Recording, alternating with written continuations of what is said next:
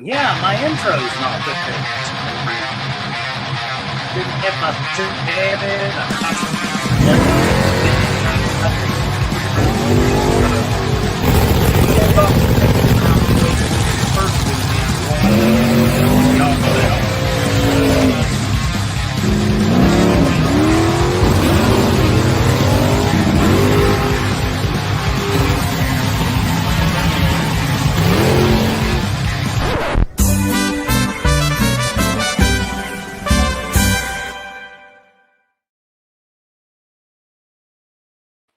That was pretty crazy. Wow, I've never seen that before. I had my intro from the live behind where it was showing live on my end. So I would greet people, and you guys probably can see it. Left turn Dodge, calling Danny Boy, Junkyard D. Mean Street Mopar here early. Usually he comes sliding in about the second hour. Ryan Barr's Ness, Dean Stevenson, Pure Pontiac Garage, mostly Mopar. Rabid Transit J, Indecisive Garage. Quite a crowd in here. Seems like I'm rushed tonight. Well, not exactly. I've just been trying to get set up. Not really. This has been an underproductive day. Outlaw is here. Hello, sir. Stovall says, good evening, here for the evening. Well, good deal. Usually you're working this time of day on a Friday. You could join us. Jay's Junkers. Jay's Junkers, by the way, is over halfway in the No Name 500. He is grinding. He was at 255 subs today. He looks determined to make it. So he's running second in the No Name 500. I think he's got a real shot to pass first, pass all the beans for first. But Jay's Junkers looks determined to make it. My Aunt Nancy is here. Hello, Aunt Nancy. Did you get my message? You want to do lunch on Sunday? I got you now, even if you didn't check your phone. Bruce is here. Mean Street Mopar needs more on. He does. I think he's going to show up with something. But I just it waits for nobody. 6 days, 3 hours, and 53 minutes. Cousin Cletus is here. Colleen put the link for Storms and Garage.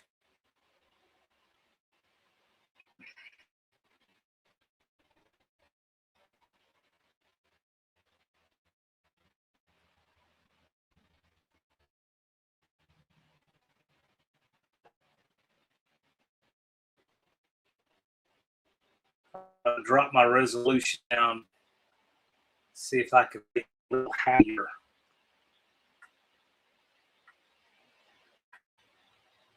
Yeah, am I messed up, or is it on my end? I'm sure it's on my end.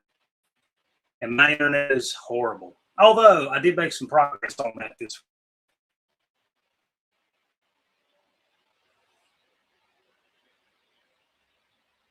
Choppy on the sound. Well, hang on. I'm going to do something that usually works to improve my sound.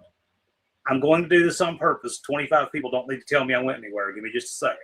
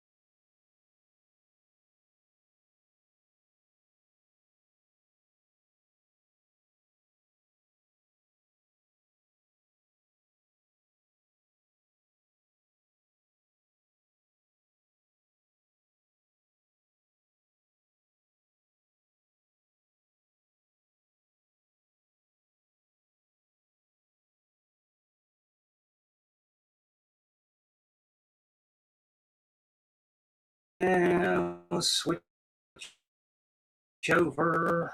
It'll let me switch my camera.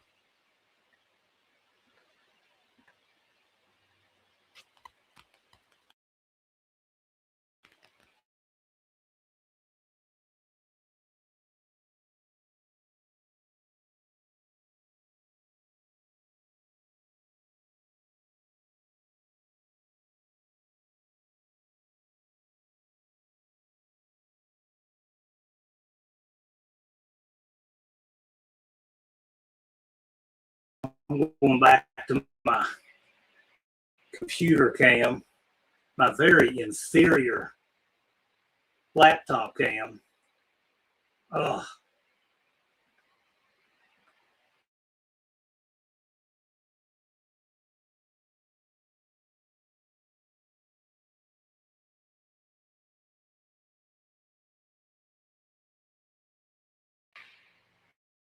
There we go. I'm going to stay with that. Turbo Tom is here. Yeah, please stand by. I'm telling you. I got on my setup here later than normal, and that wasn't good. Bob Taylor, 3011, checking in to say hello. How you doing, sir?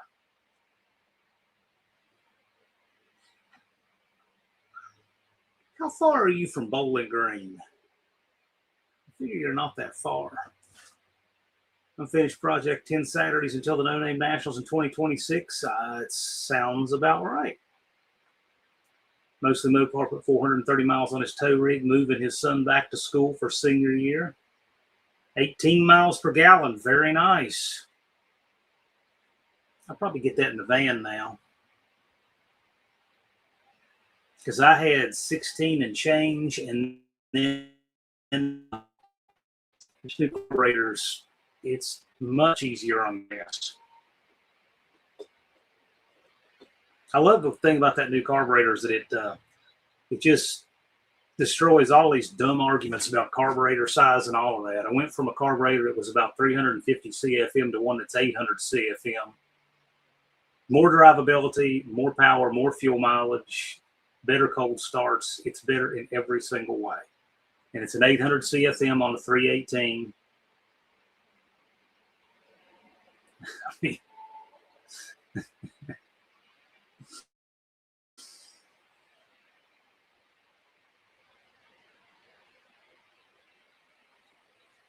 there's a guy who wants me to do some tuning on his 47 Ford. He has a 454 Chevy engine in it with a 600 CFM Holly. He said, well, everybody told me if I'd hit a 750, it'd be too big. I said, I'd be concerned that the 850 would be too small.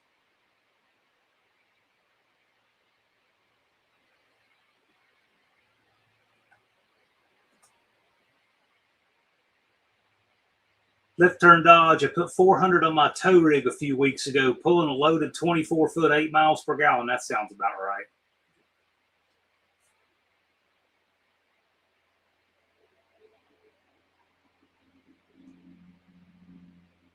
So far, so good, but it's not dark yet. Yeah, it's still pretty good in daylight out there. Halfwit Labs. How's it going? I'm going to foolishly try once more, see if I can.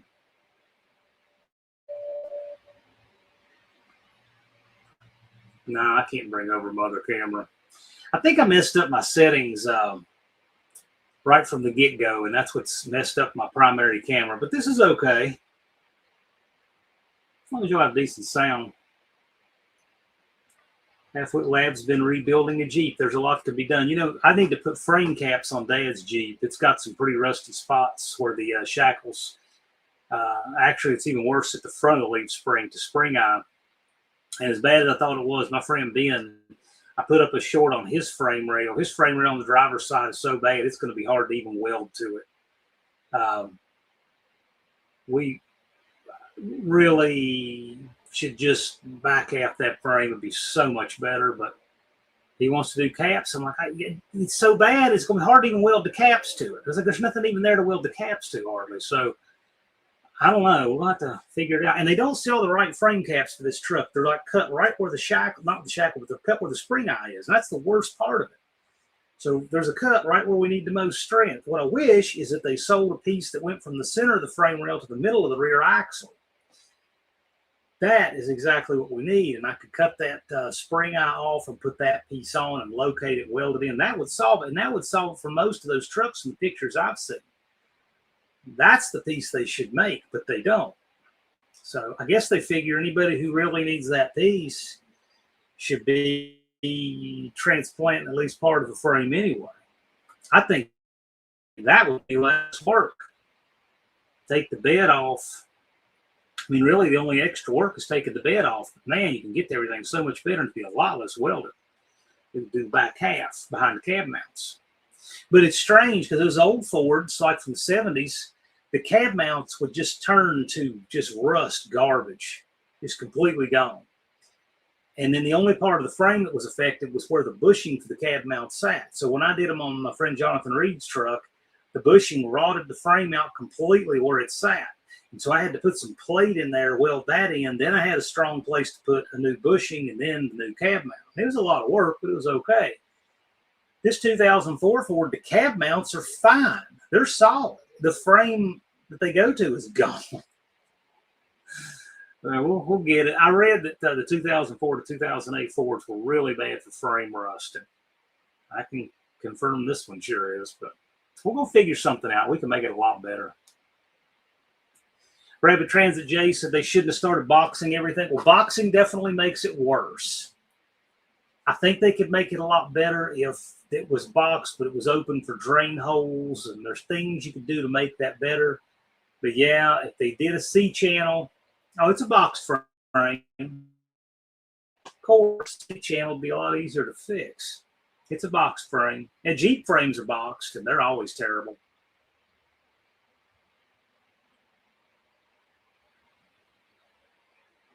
You know, I saw the washer fix, and I don't like it as much. I just made mine because, well, the way I did it is I clean cut the hole.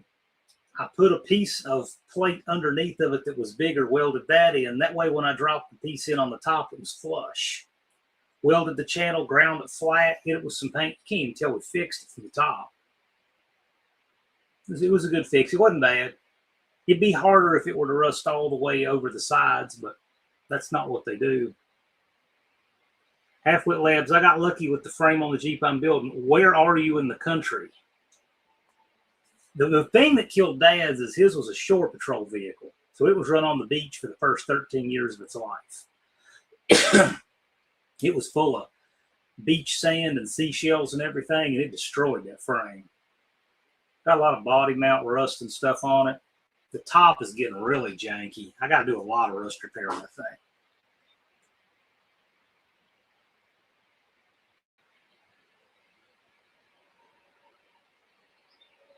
You know, I have a soft top for that Jeep, a Tiger top that I got years ago, and Dad never would put it on. But he wanted one, but then he saw that you'd have to actually do some stuff to make it work. It's not like it's just bolt on, because, you know. Anyway, Jeep came from North Missouri. Cool. I'm glad you got a solid frame. Another thing that's bad about them is this is such a Dean Stevenson thing. My gosh. The other thing that's bad about these Jeep frames is the brake lines get really rusty. They run all the way back. Anthony Perna 2. Well, you the guy that was asking about a TH350? Did I have the right fellow there?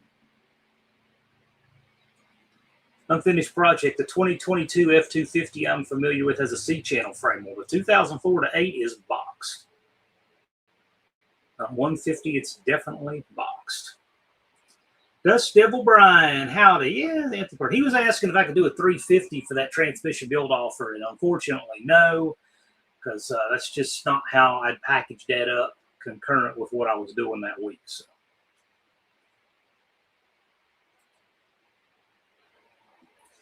Danny Boyd says F-150s get a boxed sheet metal frame for mall crawling. Okay. Yeah, it's thick enough. It's just it's boxed, and you know,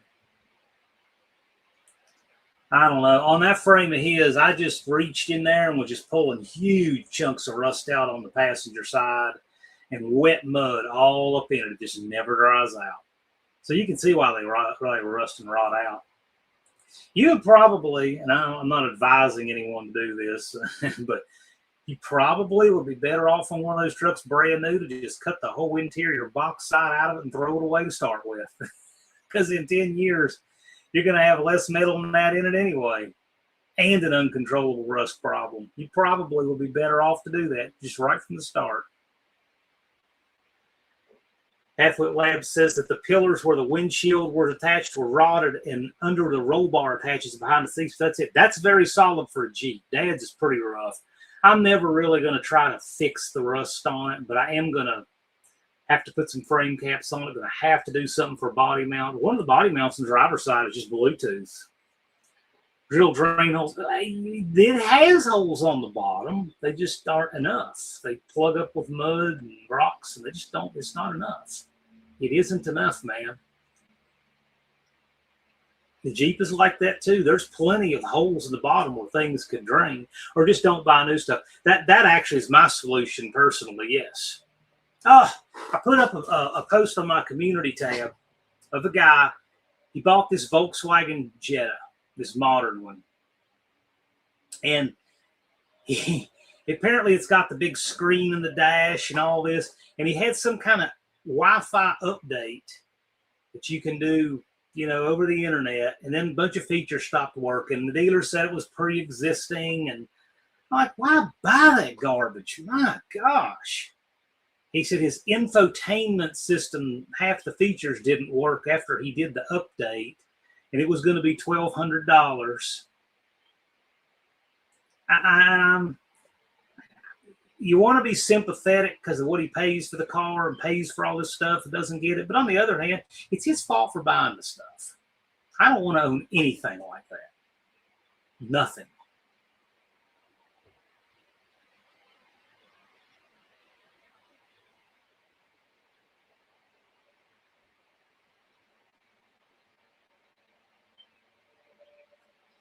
Chris 103 Custom says spray foam on sale. I was watching a video on his channel of a dump truck burning to the ground earlier today. That's pretty wild.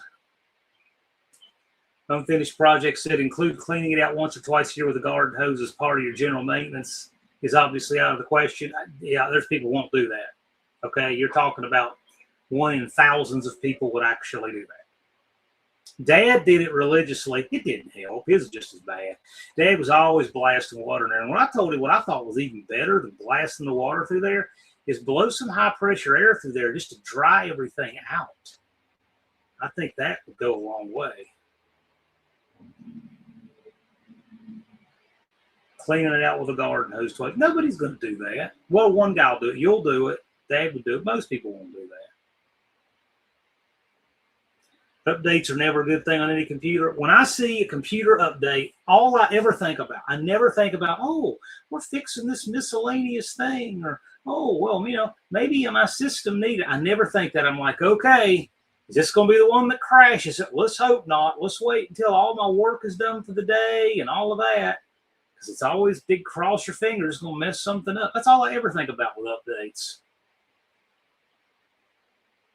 Halfwit Labs says, I don't think I'm going to buy anything else past 2007 for domestic and 12 for Japanese. Those are some really weird, specific numbers. You must own stuff on those numbers or something. To me, I really, you know, I have an 02 CRV, but I'm thinking, I don't really want to own anything in the OBD2 era at all.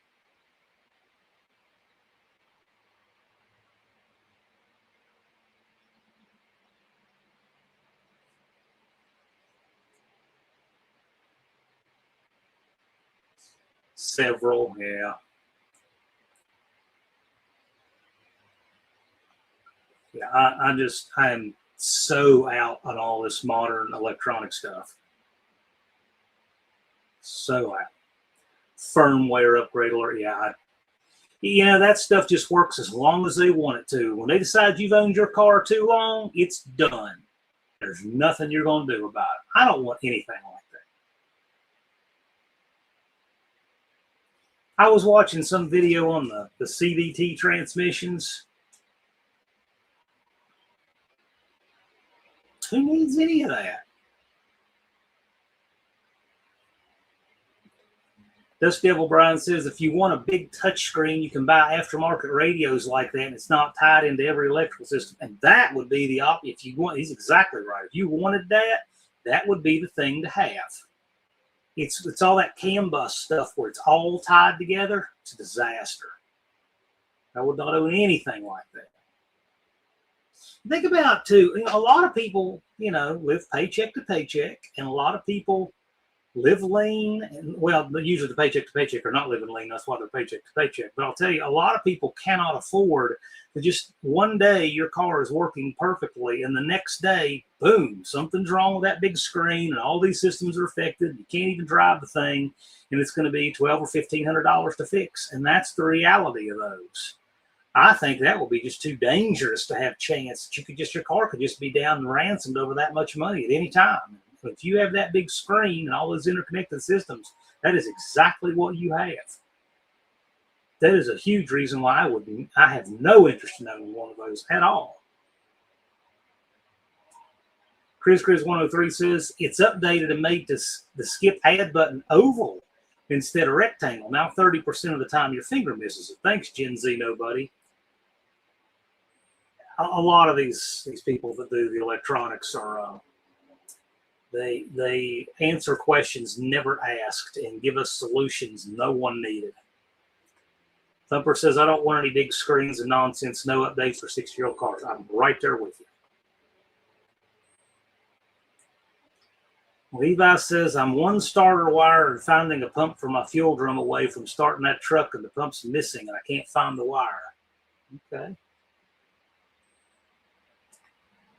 Halfwit Labs says, my reasons are CVT post 2012 with imports. Okay, so that's the year they went to continuously variable transmission.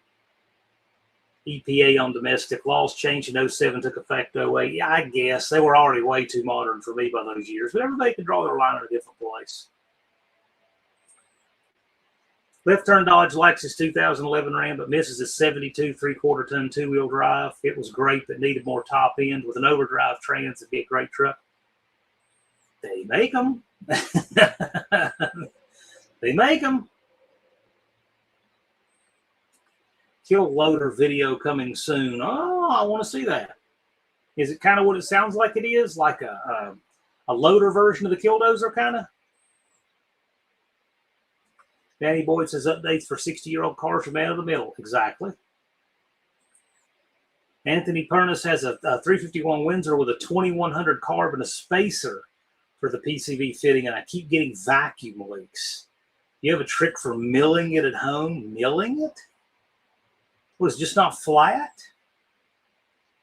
Okay, so see if it's flat. What I would do, do you have, this is going to sound kind of crazy, do you have granite countertop in your house by any chance? Because if you do, that granite is fly cut to be really flat. You can tape a big piece of sandpaper on there, takes a Sharpie, mark the top of your spacer with that Sharpie, and then lay it flat down on that sandpaper, make some figure 8s, and you can see how flat it is.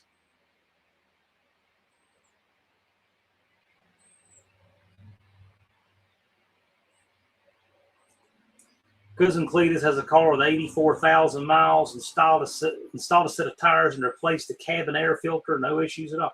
84,000. Okay. The CRV's 378. Need their transmission in it, though. The spacer isn't straight. I have Formica counters. No, there's a reason I asked that, because Formica counters aren't flat like granite. You have a buddy with granite countertops whose wife is out of town? You're not going to get permission to do that. But I have an old scrap piece of granite that I use for this. That's exactly what it's for. It's really good and flat. It's perfect for this.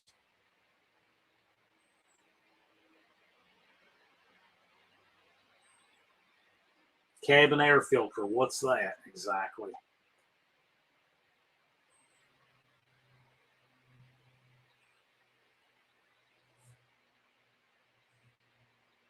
sheet of glass. Glass is okay, but not old glass. Like, don't get glass that's from pre-World War II. Like you say, oh, I got this window out of this old house. That glass isn't flat enough to do this. Modern glass is pretty flat, and it'll work for that.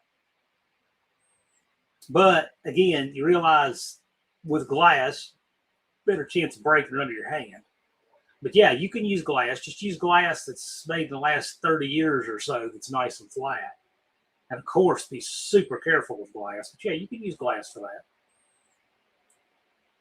I just like the granite countertop thing because you can find scraps of it for nothing. I got the piece I got for just nothing. It was left over from somebody doing countertops. It's really nice looking. It's a 70 LTD with 57,000 miles. Hesitant to swap a 4-barrel just because it's so original. That's fair. I'll ask around about the counter. If not, I may get glass from a local guy. You know, something else you can do too, just you want to make it flat. You can also just put that thing on a belt sander. But I'll take a Sharpie and cover the whole surface first. At least make a bunch of lines so you can see what you're doing. And, you know, put it on the belt sander. But do some figure eights. You don't want to make it worse. You could do that too. It wouldn't be as flat, but you could do it. It would be probably fine for what you're doing. Ha ha ha. Here come these. Guide coat. Yeah, kind of. Andrew Nelson, good evening from Team Nivlac 57. Stovall says, I do that to true blower housings must be gentle. Yeah, exactly. It works. I've either confirmed or denied doing a cylinder head that way a time or two. Yeah.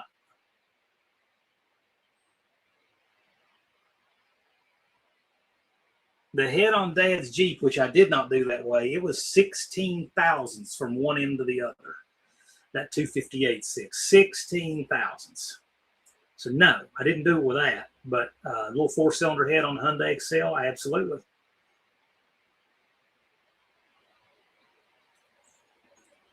Dust Devil Garage, I drive a semi-modern truck right now, but I'm working toward if it doesn't have ashtrays for every passenger, I don't want it. You know, that was an option on my Dart. I have seen them that had 4-seat ashtrays. One of my cars does have them. Of course, I've never put a smoke in any of them, but they're not big enough for a phone, unfortunately. Once you clean them out, you could repurpose them.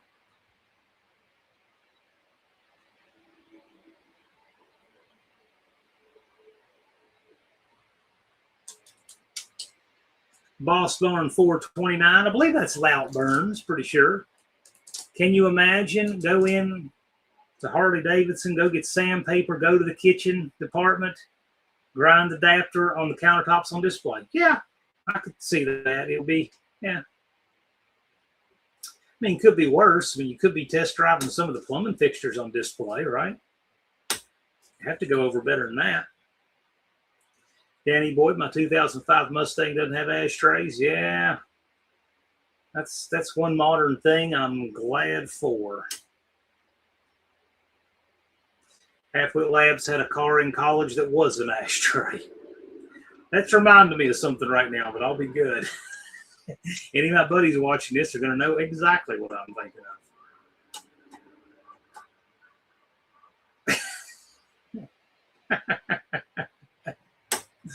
I will not say it.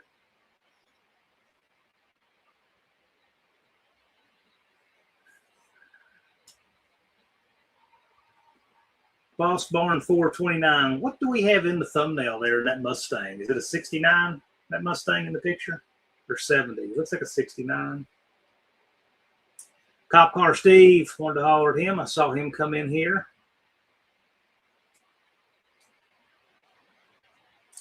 Halfwit Lab says, makes sense to me.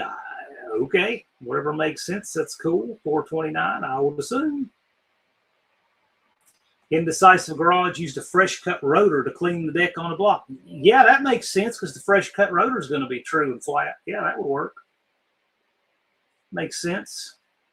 I've got my fidget spinner here. Yeah, roger that. Yep. 69. Yep. Man, those were just a high water mark of performance cars, were they not? 69, 70, 68, 69, 70.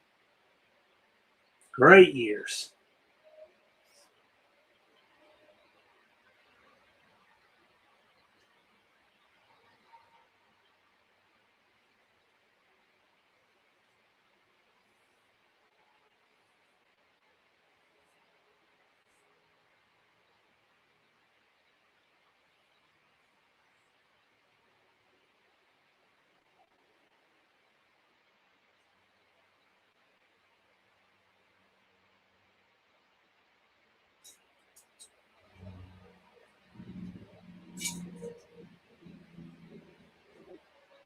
$19,970 was the absolute peak. I would agree with that. I would agree with that. I agree with Uncle Tony that 1970 was the peak because it was the last year. That was the peak of when they stopped doing stuff for the betterment of the car. And then a lot of what was after that was for crash, fuel mileage, all that kind of stuff, and competing with imports, making the cars cheaper, et cetera, et cetera, et cetera, and it took away from the cars. The evolution of making better for the car and better for the driver just went all the way up through 1970. And so I think for that reason, the best cars are found on 10 years of either side of 1970. So the cars from 60 to 80 right in there. And there's lots of good cars in the 80s too, but like, for instance, when you pop the hood on a mid-80s car and you just see 10 miles of vacuum hoses and all this plastic and thermal switches and all that garbage, yeah, you can get rid of all of that and fix that and then have something like the 70s, and that's good, right? So that's this category the van's in. So I'm not saying there's not good cars built outside that range, but I think those were great years. That's when they had the chassis together to where they'd really handle. Those cars from the 60s could really get out in traffic and handle on modern roads. But you got well before OBD2 and all of that stuff. And before you had just tons and tons of emission crippling the cars. I think that the 60s and the 70s were the best. And Cop Car Steve is saying, for those going to No Name Nationals, you have your stuff together. I'll just answer for all of them right now and say no. Because it would be the first time in the history of ever anyone said yes. Halfwheel Labs, are you coming to No Name Nationals? 70s cars did corner better. Yeah, well, they kept making them better. I mean, 80s and 90s cars cornered better. I mean, the brakes and steering are better now than ever. But, again, we're taking good with bad here. Cop Car Steve says for him, the 69 Mustang is pinnacle, 70s close second. Yeah, I would agree with that. I think like the pinnacle muscle car, 69 and a half Roadrunner Super B, that was just the peak of the peak right there. And then you're going to have some guy wearing white New Balance shoes and jean shorts and a hat with the year of the car on him. But I have a Barracuda. Okay, good for you, dude. But I'm just saying, I think 69 and a half was about as good as it got. And there's good cars found on either side, but for me, that's what I'd say. Cleveland says he's ready, needs to finish a project and put out some videos. So you're not completely ready, but you're very close. Cletus will be there. He'll show up and bring it. He always does. Halfwit Lab, my ducks are almost certainly not in a row for No Name Nationals. They're scattered about, and I'm pretty sure one of them is a chicken. Are you coming to No Name Nationals? You're not registered. Are you coming as a spectator? Barrows Garage says, hello, everybody. Hello, Mr. Barrows. Thumper says the 79 WS6 Trans Am is the high water mark, but mostly pre-73 is the best design. I would agree with that. What I don't like about the late 70s cars, like if I had to pick I asked on here one time, and I'm sure y'all start doing it, I remind you. If you had to pick a vehicle, what is your favorite vehicle? You don't get to pick two. You don't get to say anything like this. You don't get to say, well, this kind of stuff and this is a close second. None of that. You get to pick one vehicle from the year you were born. Not close to it, not year before. And it's one vehicle only. What would it be? So for me, if I have that exact constraint, for me, it will be a 77 Plymouth Fury. dark green 400 727. You know, the detective undercover cop car looked exactly like what Hunter in the 1980s NBC series, Fred Dreyer's Hunter, like he drove, that dark green 77 Fury. The only thing I don't like about those is that's when they started doing all this noise vibration stuff with the rubber isolation on the K-frame and the control arms. They put all these extra bushings in there. And of course, you know what happens to those. They turn into tree bark after a few years and they're terrible. So I say some of that stuff you probably would want to get rid of, yes, but I think those are just great. They're great cruisers and comfortable. I wouldn't mind having one of those. Mexican Spec says 66 Charger. Dust Devil Brian 73 Roadrunner. Yes, these are exactly the answers right here. The exact car. Year, make, and model. You don't get anything else. Anthony Perna, who is not just giving a year, says, is a Trans Am guy, like 77 better than 79, owns one of each. Yeah, you know, I know somebody that has a 79 Trans Am. They're okay. Mostly Mopar. If I don't get my Duster completed, which it should be, I'll bring the world's slowest big block 83 Dodge truck. Cool. Just be there, man. Didn't the police in 77 Monaco or Grand Fury come with a 444 barrel do exhaust? You're voice texting, aren't you, dude? They may have had it. I know a lot of them had 400s. I'm partial to the 400. And yeah, they were 4-barrel. Although you could get the 400 lower performance in a 2-barrel.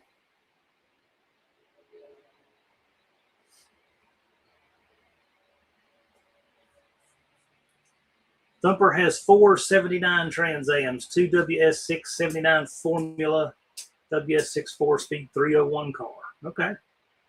Boy, look at him flexing that GM. I don't know what all that is. Although I did put a WS6 Firebird LS motor in a 3rd-gen Camaro once. Thing ran really strong. You've seen it on the channel here. When 6% Scott had that challenge where he wanted a sound clip of how your car sounds, you know, for choppy cam, I entered that one. Got a nice exhaust note to it.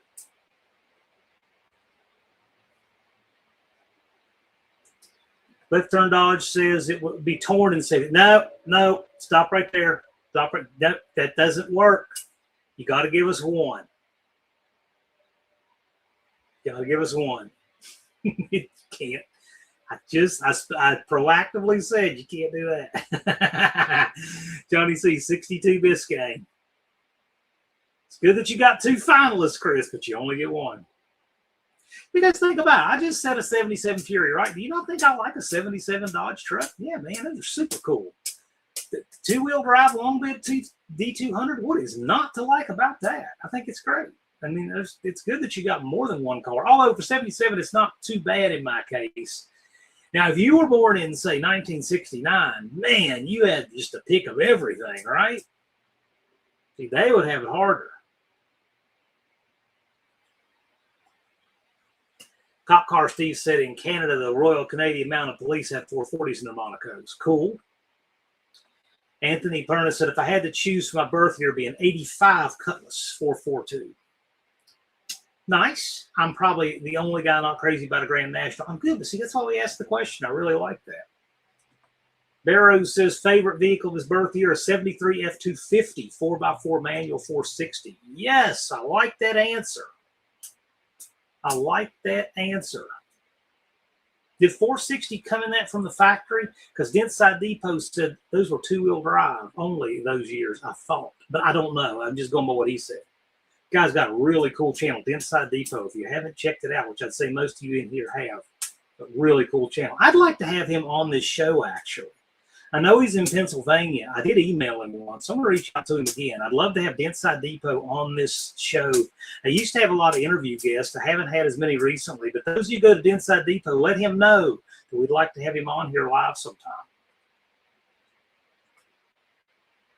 Cop Car Steve says, in 74, there wasn't much to be offered in cool cars, but I'd go with a 74 GTO.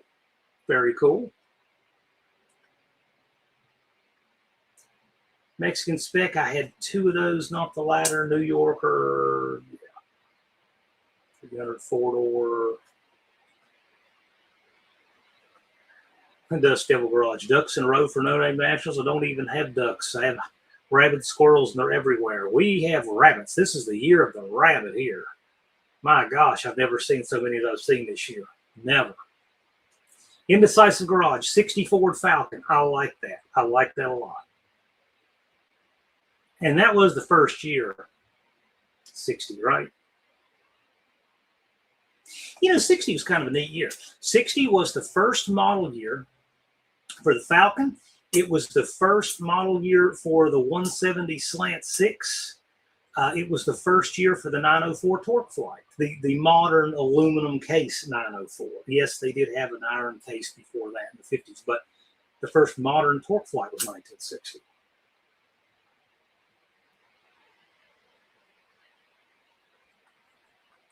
Unfinished project, 75 W350 crew cab 4x4 8-foot bed. Yes, I like it.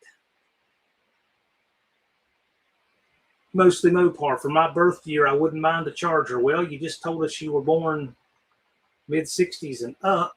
What year?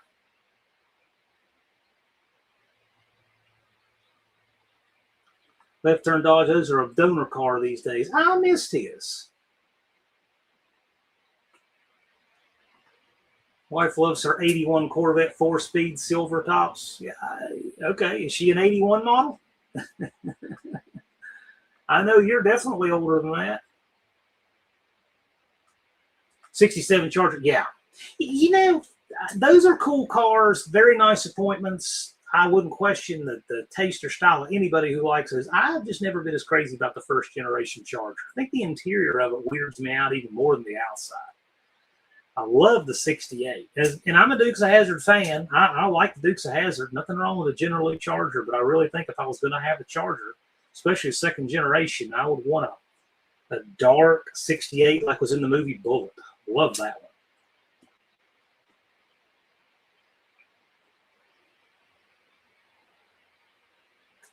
Here's a link to the Inside Depot on here. Yeah, again, I've reached out to him by email once. I'm going to try again. If you guys go on his channel, why don't you let's start psyoping him. Let him know that I want to have him on my channel live sometime. I really like the job he does with those Dent-Side videos. The info is great. I like the trucks. I like those trucks anyway, but we'd get him a good crowd. I think it'd be a lot of fun, but I'd love to have him on as a guest. Manic Mechanics says, I personally like the 79 Monte Carlo. Yeah, that's a Platin-Matics car. I would assume a lot of the guys in here, because our average age in here, are familiar with the Platin-Matics bank robbery in 1986. That was the 1986 FBI Miami shootout. The bank robbers drove a 79 Monte Carlo. It was black. Has Jethro got him a rabbit yet? No, because I wouldn't let him. I don't know if he'll chase him a little, but I don't think he actually wants to catch one. He'll kind of move toward him and they take off, and he just stops. He doesn't pursue him. I don't think he's really interested in chasing one as much as he wants to get him out of there. Just kind of runs him off. It's a big rabbit in the backyard walking him today. I thought the thing was a cat. That's a huge rabbit. But I've seen more rabbits this year than ever. Danny Boyd says, real pickup trucks have an 8-foot bed. I like a long bed truck. You didn't say model. I was late 66 or 67 model year. No, you get, no. 66 Charger, right? No, we're both 81. 80.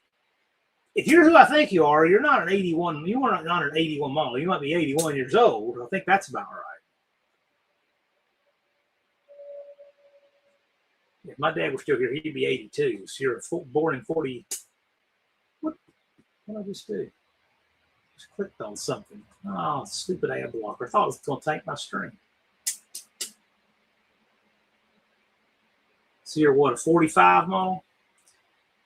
60 wasn't a bad year for the Edsel. My favorite Edsel is the 57 was the first year, right? Did I have that right? 57 was first year for the Edsel. Either 57 or 58. I really liked the first year Edsel. That was the best looking of all of them. And then they tamed that look down every year thereafter. I liked the first year Edsels. They looked great. They looked almost like a praying mantis with its head framed in by a toilet seat and glasses on. That's the craziest looking front end ever. I like that first year Edsel. Rapid Transit Jay said the interior of our 66 and 67 Charger is wild. I love it. So, yeah, that's a love or hate thing. There's no in between on those Charger interiors. It's not my style, but yeah, it's cool. Danny Boyd, 68 or 70 is my favorite Charger. For me, it's 68. 69, I don't like the grill or tail lights nearly as much on a 69 Charger as 68. And, of course, I love the round marker lights that were 68 only. To me, I just think a 68 looks better in every way. I like the interior of the A-bodies better. I like the pull-style light switch. I never did like the roll-style light switch at all. So I'm so glad that in 70, the A-bodies had the pull-style. I don't know if 69 did or not. I know 68 didn't. 60, wasn't at the end of the line for the horse collar? No, they did a much tamer grill. The wild one was whatever that first year of Edsel was, and I don't know off the top. I'm sure one of y'all will tell me, but whatever the first year of the Edsel was, I thought was it 57 or 8? Jethro needs to know who's boss. That is correct. Bruce says 49 Studebaker champion. That is a great answer. The first generation Charger is a love or hate situation. Yes, it is. Bruce says, I'm really old. Yeah, you're same age as my mom. She was still here. She'd be having to pick, but I'll tell you, she would probably, her dad probably had a Dodge about that year she remembered riding in. I'm guessing that's probably what she'd say. Cletus picked up a 47 Chevy 3600 pickup. Oh, that sounds neat. He was not born in 79. 91 is his year. Okay. 81. I think that sounds more right. Yeah, if you're going to do it, if you're going to play this, you got to pick the year that you were actually born. See, I would have all that cool bicentennial stuff if I was a year older.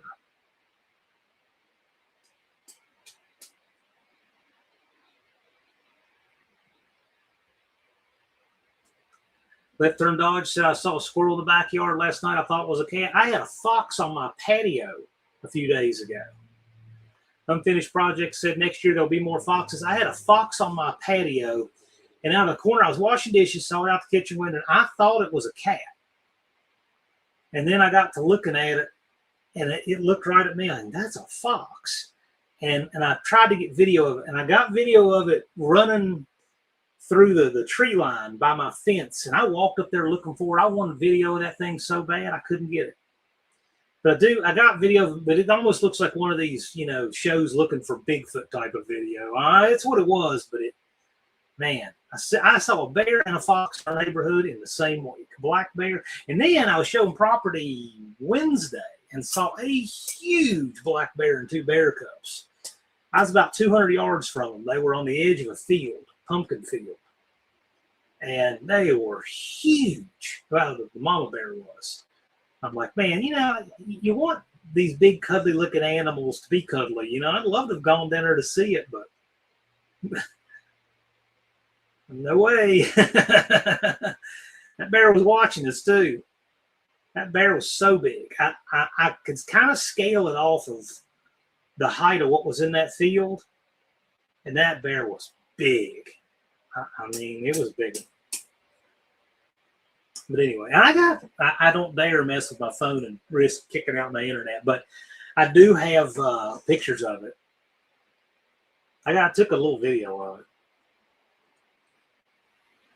Mostly Mopar, when she was younger, our Jack Russell would bring rabbits in through her dog door and drop them in the living room so we could praise her for the kill. Oh, gosh, I'm so glad Jeffrey doesn't do stuff like that.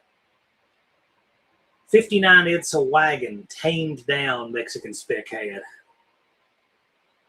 Yeah, they tamed them down. I like whatever the first year was. 58 was the first year. Okay, yeah, that's my favorite. T's Good Time Garage, his evening gang. Hello. Boss Barn born in 44. Yeah, as was my dad.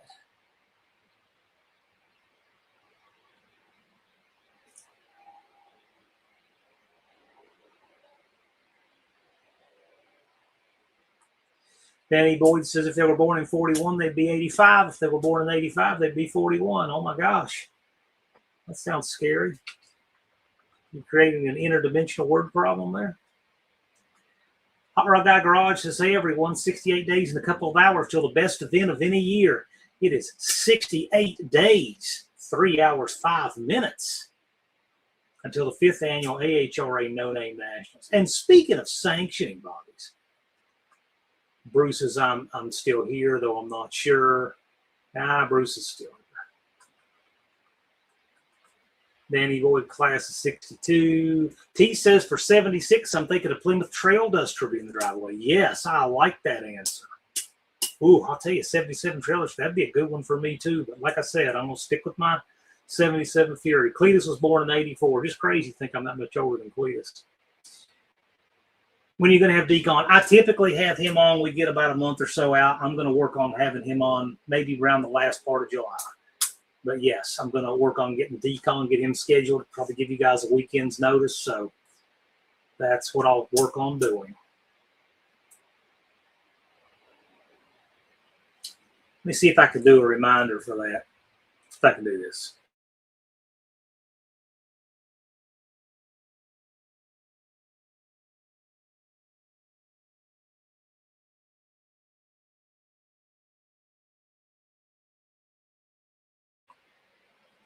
Okay, set up for a phone reminder.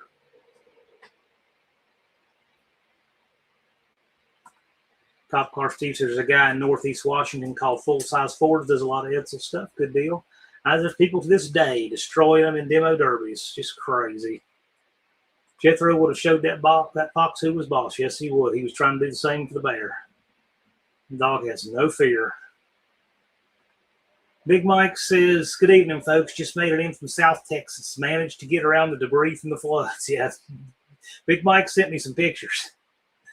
September 4th, 57 for the Edsel. Yes, okay. So 58 was the first model year. Bears are not cuddly. No, they are not. They look like it, but they're not. But see, I'm told that about pit bulls either, and Jethro's a big baby. Remember, I had Jethro got a place with outdoor seating in the town where my aunt lives. There's a barbecue joint there. Yeah, on the patio. Jethro's been out there on the patio to eat with us several times, and this, you know, this milquetoast little dude was scared of him one day, and he just recoiled in horror because Jethro was sitting on the patio, and he said, that's a pit bull. Just all it's so contemptuous. Oh, I was so mad. Jethro wasn't doing a thing to this guy. The guy was just like, my gosh, get over yourself, man.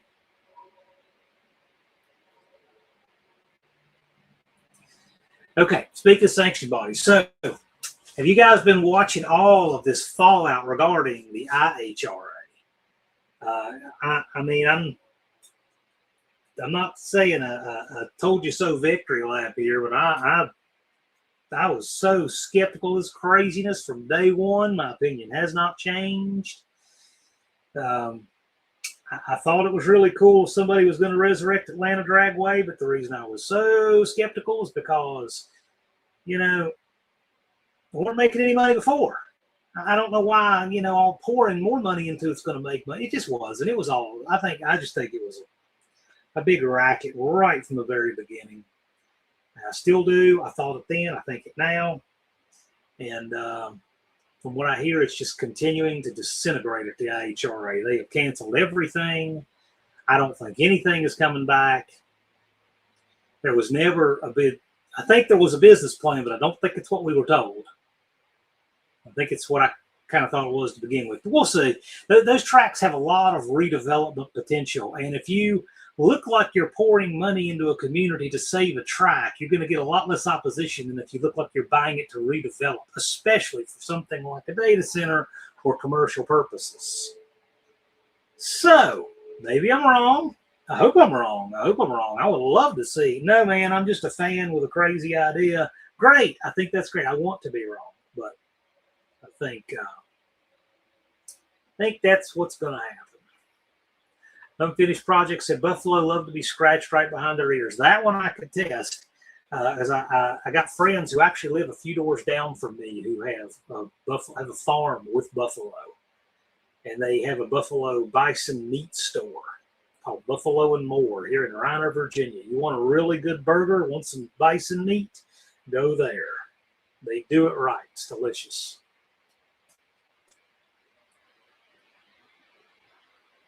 That one I could probably do. Old McDonald, a good smoky evening to everyone. Hello. I really hope it's going to go better. Me too, but it is a train wreck. Barrows says, I don't mean it in a bad way. I understand why, but if I have a brand new, never installed set of seatbelts 2 years out of date, they're illegal to use, wish that would change. You think we want that? Dallas and I and Deke are, I mean, you'll never hear us saying we think that's a good idea. I think it's ridiculous. How do you explain to an insurance company it's ridiculous, therefore, I declared it null and void? You're talking to somebody who'd like to see that change more than anybody in here. Especially when you can have 60-year-old seatbelts and run them. They're factory.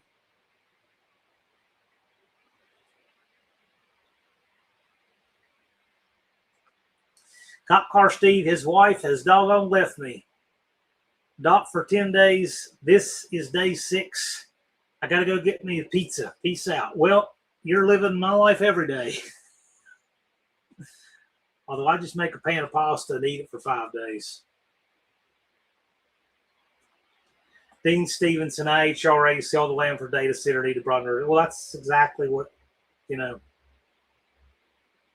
exactly what I think the whole play was the whole time anyway.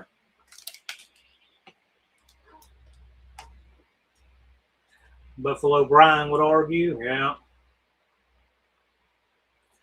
Daryl and Elon have parted ways, therefore backing money is gone. He had his own money too. Only wants to get a bison roast for Wendy to cook. That'd be a tall order to do there, but I mean, it could be done, I guess. I guess they just don't make seatbelts like they used to.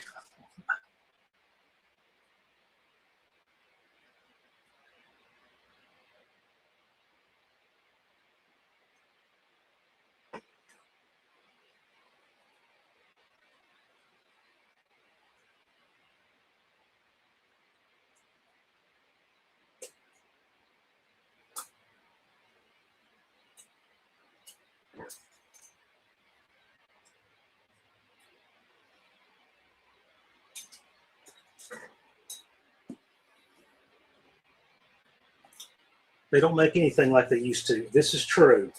They do not.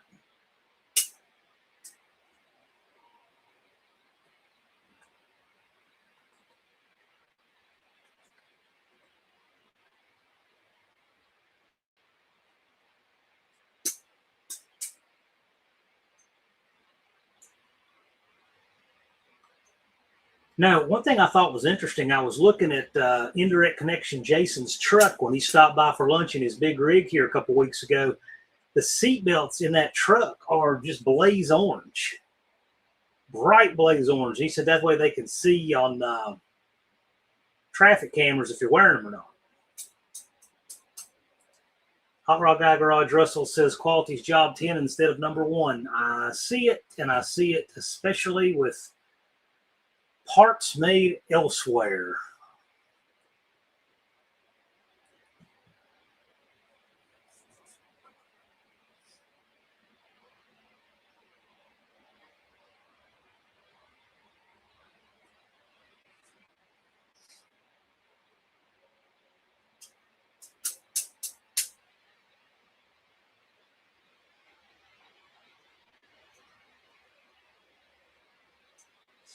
Colleen, that's a pretty good idea. Next time I go up there to Pennsylvania, I could do that. I don't know if that'd be manageable for No Name Nationals or not.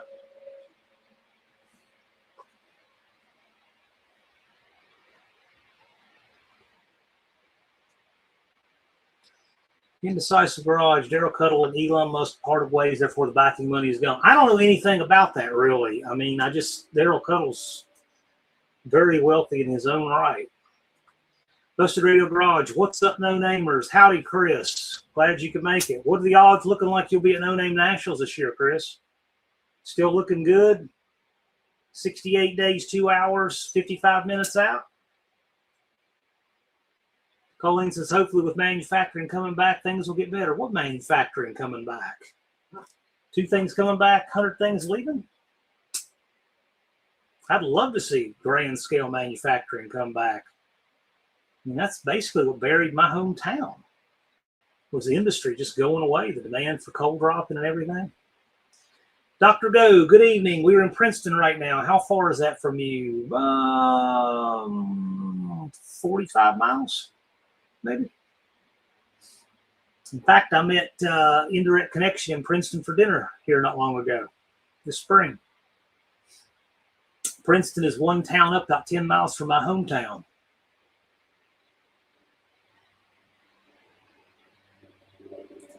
I'm going to take a guess and say you're staying at one of those hotels on the intersection of 460 and 77. Really close to Cracker Barrel. That's my guess, Dr. Go. How close am I? Old McDonald says, does anybody else believe all these wildfires are being deliberately set? I mean, our food, water, our power, our meds are all being attacked.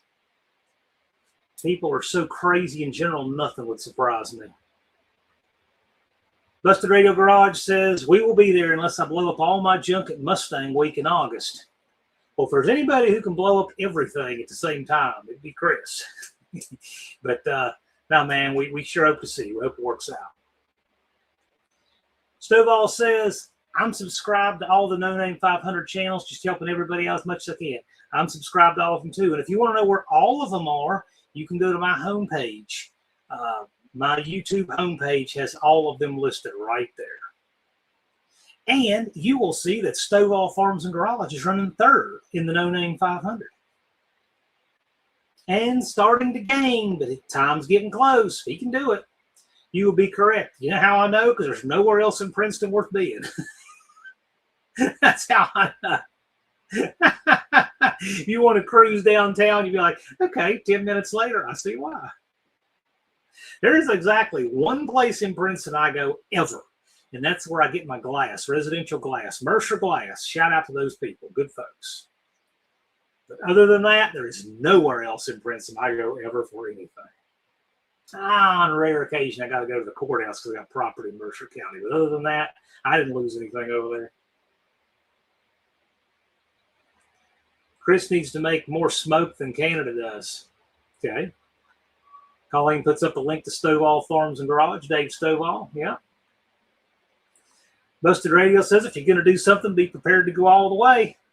Right on. Put your heart in it. Danny Boys, I've sure been on 77. Me too. That stretch up through West Virginia is not my favorite, though. Turnpike used to be a lot rougher back in the 80s and 90s. Oh, they've made it a lot better. They've repaved. Colleen was on 77 in South Carolina. Yep, 77 goes right through the tunnel right by my hometown. Then it goes up through Princeton. Goes all the way up north. And as Colleen says, it goes down South Carolina. I think it starts in South Carolina, doesn't it, Colleen? I live along I-81. I-81 is about 100 yards from right here where I sit.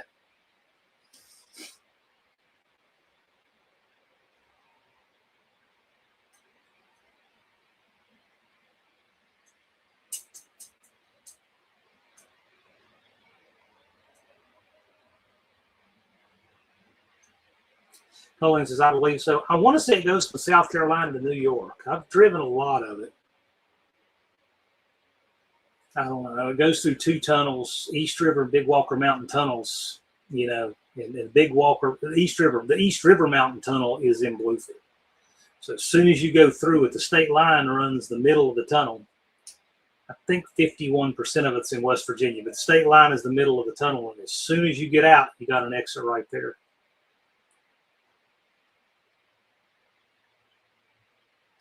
You know, it's interesting. So I've had a 383 Ford that I did a trade for with the Englishes way back there, and it should be together and running. So what the plan may be, I may drop the 383 in there if it's together and running and viable and all that, and build the 400. If the 400 is together and running and viable, it may go in. I don't know, but I got options. I've never had a 400 before. Never had one. I always wanted one, never had one.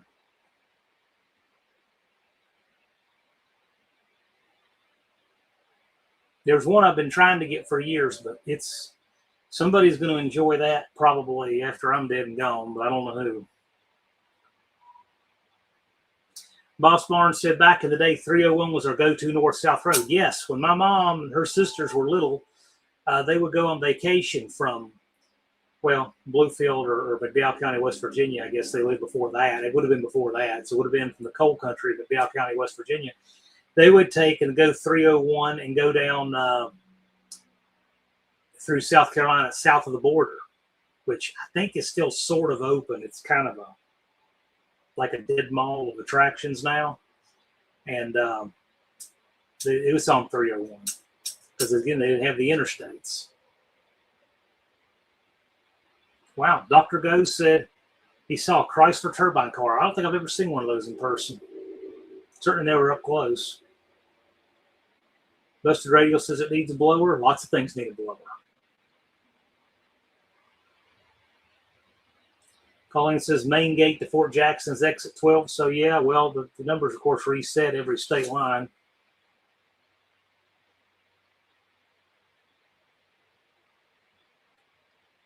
The 68 Charger I got at the shop has a 77 400 and it's Snoozeville. Yeah, well, the pistons are way down in the hole. Yeah, I mean, there's a lot of reasons those are Snoozeville, but those are wonderful builders. Wonderful. They got a deck height and a stroke like a small block and coffee can size bores. You can wake those up and they're stout. Buster Radio says I may have a good set of 383 heads around that were on Linda. Yeah, and that's the thing. I mean, if they could get an earlier 383 head on it, I think would make a huge difference because the compression on them is about like a farm tractor. That would make a big difference. So kind of like as a budget thing, if you know the bottom end is okay, get some compression in it, paint it, some old school like Moroso chrome valve covers, you know, a nice aluminum intake. Perfect.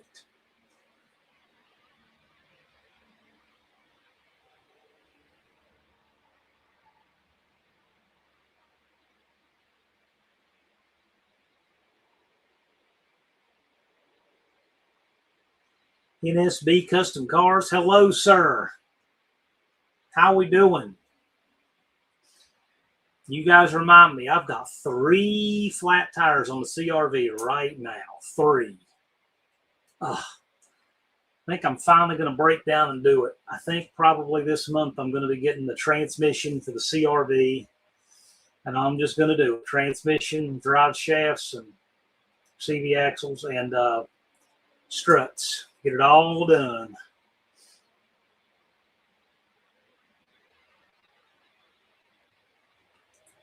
Left turn Dodge has low compression. Mopars love a ton of timing and RPM. Yeah, they do.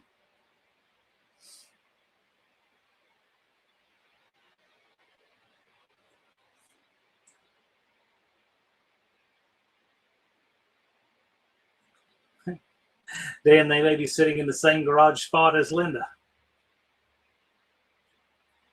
Bring the CRV down, we can help you out. That's what I'm going to do. Rather than put some tires on it, I'll put the tires in the back, have it towed down there, and we'll change them out. Mid to late 70s was a dark time for compression. Yes, it was. I bet a factory 4, I don't know what they call 4, but I'm sure it was like, it probably said it was 8.4 or maybe 8.2. I would not be surprised if it was lower than 8 to 1. Just had no compression. Saddled with emissions. I think the factory rated that 400 at 205 horsepower. From a 400-inch engine with a 4.34-inch bore. The bore on a 400 is 20 thousandths smaller than a 460 Ford. Has a huge bore. Short stroke, short deck. I love it.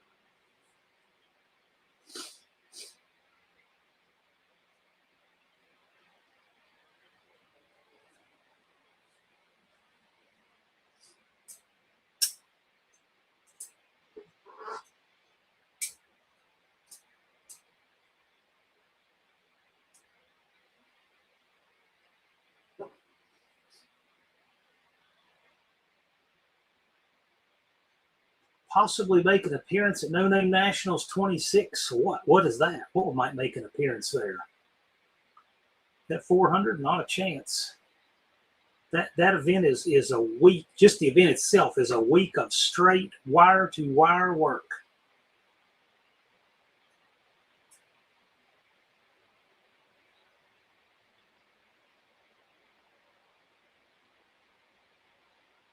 Linda might make an appearance. That'd be great.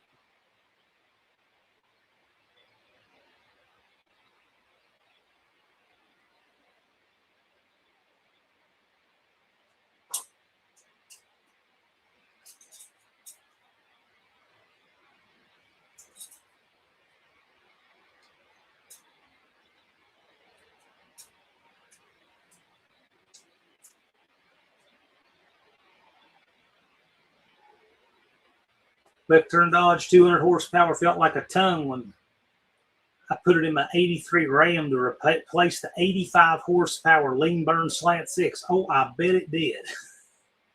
I bet it did. I bet it did. Danny Boyd, I need AI robots so John can race. No, we don't need that. I've made one pass, No Name Nationals. It's fine. I'm good.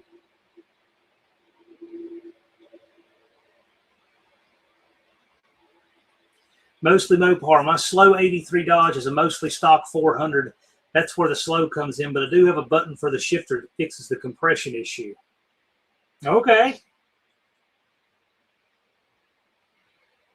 Does it connect to a bottle? A solenoid for a bottle? Colleen says, Chris, never heard from you about shipping parts, just bring them to No Name Nationals. Yeah, that's doable.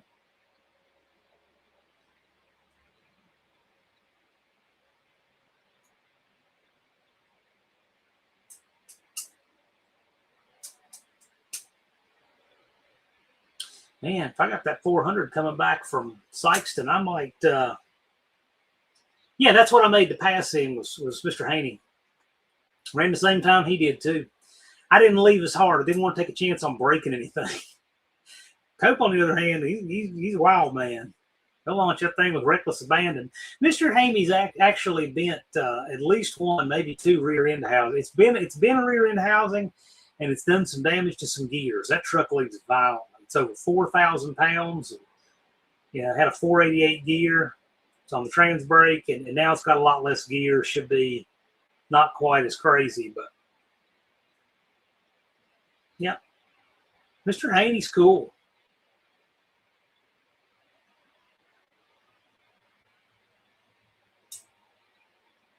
I had driven Haney before. I'd driven it to Lambert's, and then I made pass with it.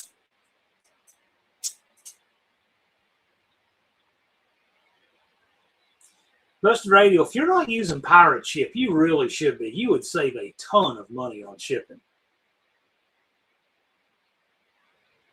Manic Mechanic, I'll take care of his son. Thank you for joining us. Have a great evening, man. USB said Dean found a cool piece of Richard Petty memorabilia. Hope to have the video out tomorrow. It's been stowed away in someone's garage for 50 or so years. Right on. We'll be looking for that. Levi may or may not have seen Mr. Haney today. Yeah, he was up at Cope's. We need some drag mowers at No Name. That's a whole other story.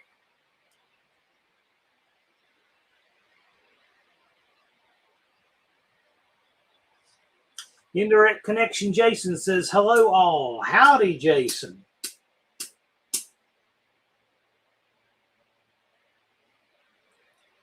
Glad you could make it.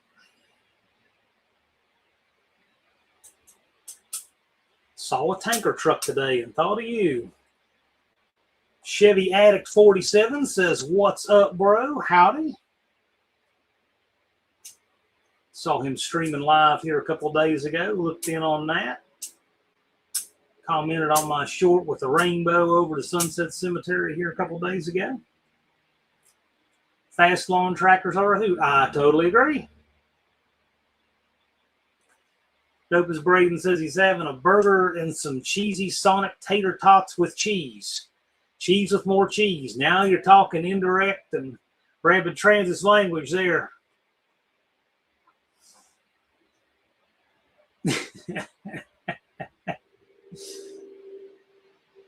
I think indirect connection Jason says there's only two food groups, meat and cheese. Made his burger on the charcoal grill. Yeah, good way to do it.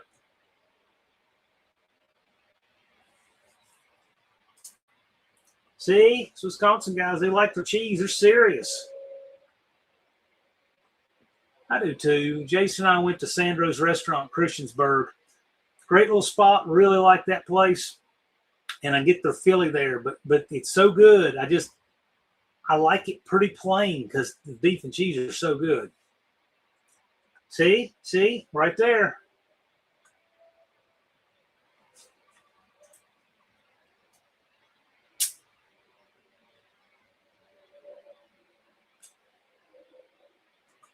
Rabbit Transit J says, I'm the guy that gets mad when someone just bites the end of string cheese. Okay, no problem there. I don't eat my string cheese that way. I like peeling it. So are we moving to Burnout Pit? I don't have anything to do with what's going on over there. I know that half the camping's been dug up and they're doing that. I hope not. I like the way they have it. They just need to pave that freaking grass. So I don't know. I need to talk with Possum about that because that's going to really change things up a lot. They just need to pave that freaking grass on the top end. He said it'd be about 15 grand is what Possum told me. To cut that piece out and pave it and fix it right. He said that's about what it would run. If we could raise a little of that, but my gosh, that is a big chunk of money. String cheese must be peeled. I agree. My friend only likes cheese on burger. I like cheese on a burger too. Says my friend here in Wisconsin does not like bacon, cheese, or beer, and he's in Wisconsin. He doesn't like cheese curds. He doesn't really like the cheese in general on burgers. Then where's he from? Is he a transplant? Exactly. Is he from Illinois? Grass isn't big enough for a mud racing pit. No, it's not. It needs to be paved. Although I'll tell you, that grass has never stopped us from having a great show there. And people have made use of that grass, and it's fun and wild, and we've never had a problem with it. Hot Rod Guy Garage Russell, I like my cheese with cheese.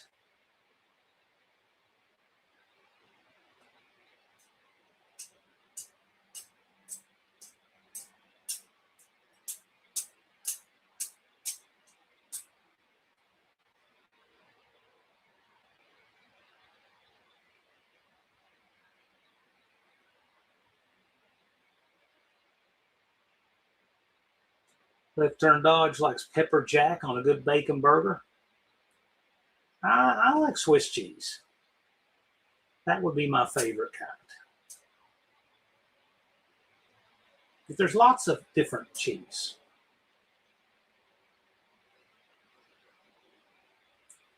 Rabbit Transit Jace told some chick she was eating it wrong. Yeah. I tell you, biting the end off of cheese, it's like it's made to be string cheese for a reason.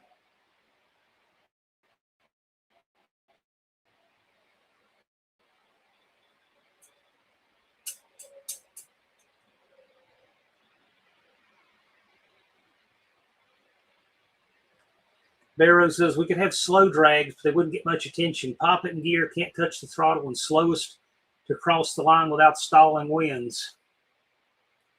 Okay, that's wild. 15,000 sponsorship for the BRG burnout pad. It's interesting. Main Street Mopar. The push rods I got with the W2 heads are the length I needed. I mocked up a Chrysler cylinder head on the block and checked. The engine came off. Had a solid roller cam. I figured they wouldn't work. Okay. How we doing on that there, Mean Street Mopar? You got 68 days, 2 hours, and 35 minutes. How's it looking for that to make it to Sykeston? Is the truck in order itself? Wendy likes Swiss cheese, but Don does not. We can get both. Danny Boyd says Colby cheese. We got a cheese thing going on.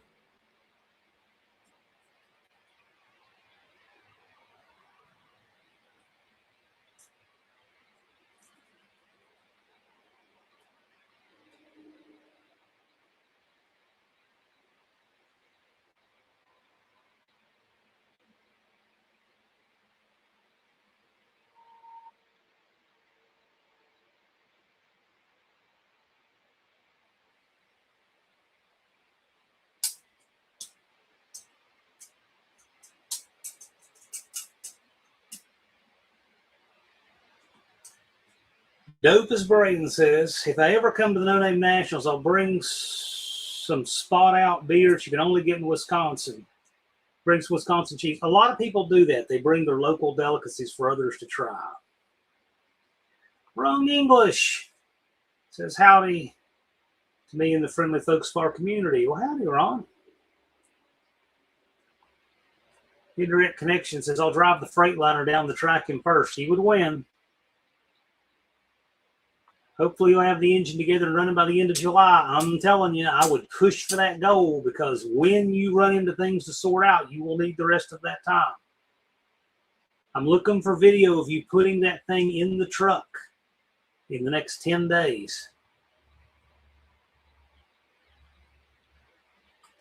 Left Turn Dodge lives in the middle of Wisconsin and doesn't have a cheese house nearby.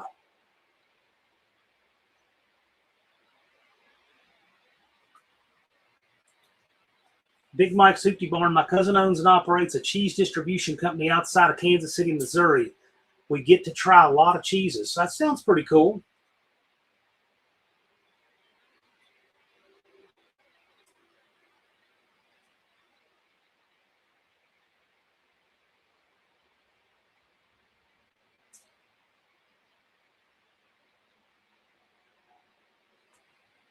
By the way, shout out to Mohawk 62, who's been lurking around. Peckerwood Customs says, howdy peeps. W. Braden's in Wausau, Wisconsin. Am I pronouncing that right?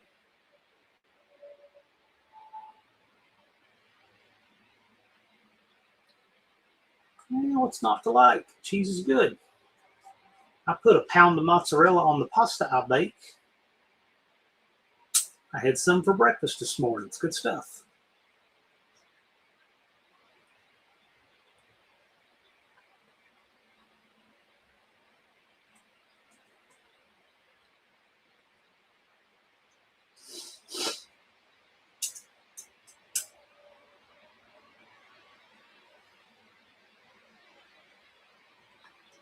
Darrow says, the Golfer Off-Road Club here in Idaho used to do 100-yard slow drags back in the day. Guys would get out and walk around their trucks as they were chugging along and taunting each other. Kind of fun. Oh, my gosh. You can see this crowd doing stuff like that.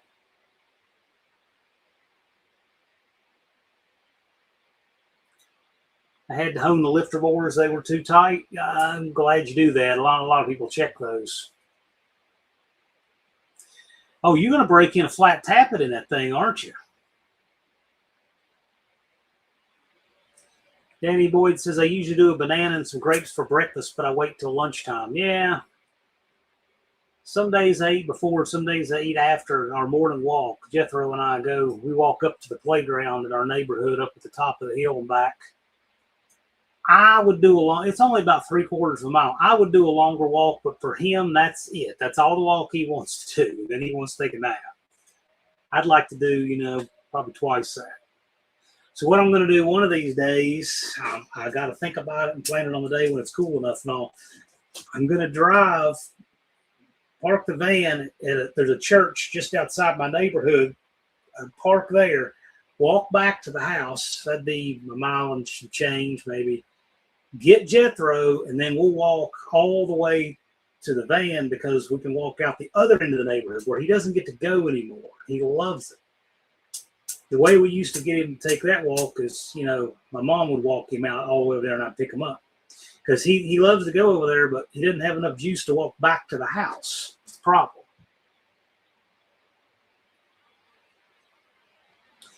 Dakota says, I'm going roller on my next 455. The lifter is the most expensive part of the whole car. Yeah. I'm telling you, yeah. Thumper's been eating oatmeal in the morning, chicken and vegetables at night. Yeah, right on. I love it. Sounds great to me. I like oatmeal in the morning.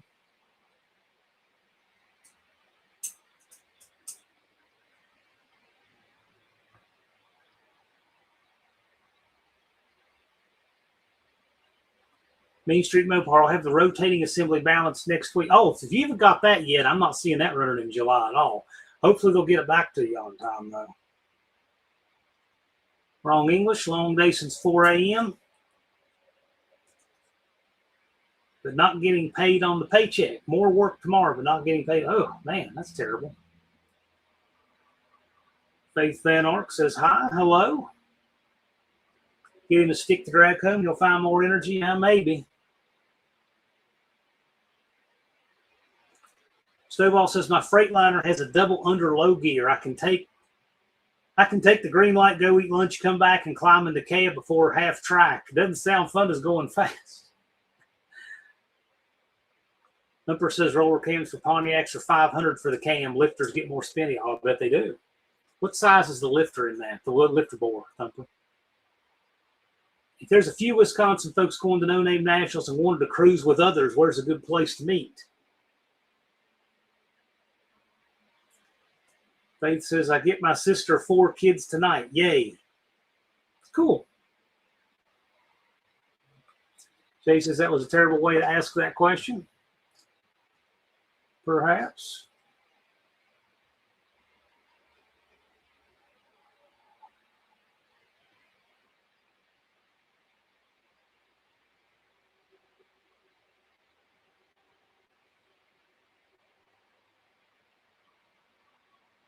What band are we going to have to name nationals? We have guys who play instruments, and every year they're invited to bring them. Last year we did have some guys playing music there, so maybe that'll scale up a little bit. Code asks, is an 841 like a Chevrolet? Maybe, I don't know. Thumper will know.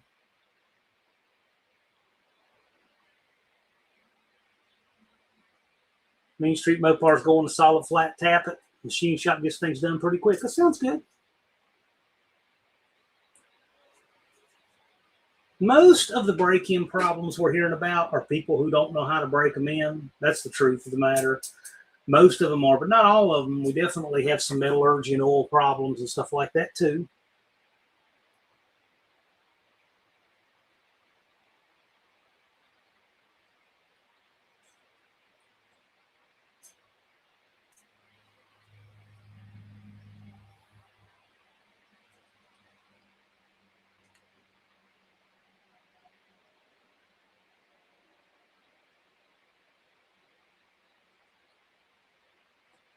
Hopefully have it running on a stand. The best stand is the truck. I dropped that thing right in the truck. Nah, we're not going to turn it into that. That's not what it is. Not what it is. No way. 842. Actually, if 841 is the lifter, 842 is the bore. That's probably about right. And DLC lifters, so hopefully. And of course, Rapid Transit J is talking about caravanning in from Wisconsin. Yeah, that's entirely possible if you could coordinate it, but that would be hard. The convoys rarely work.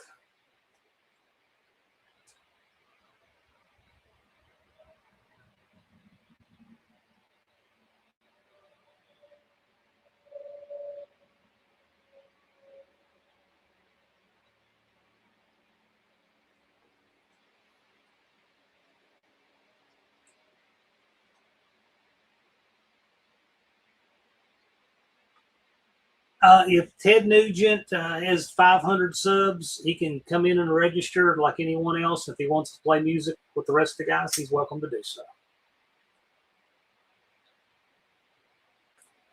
One-Eyed Cat says, me and Buffalo Brian road tripping to Cleveland to pick up a 2004 Mercury Grand Marquis with no title. Turn and burn, going to make a derby car.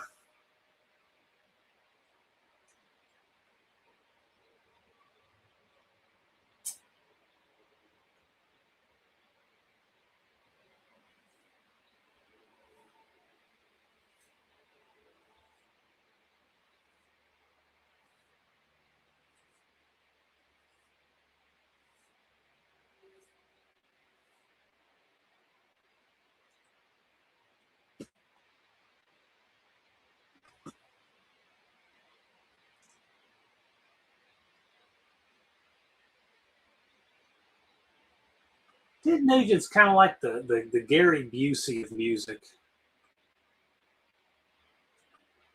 Night Ranger, yeah. Well, why don't you invite them? Maybe they'll come pick you up and bring you.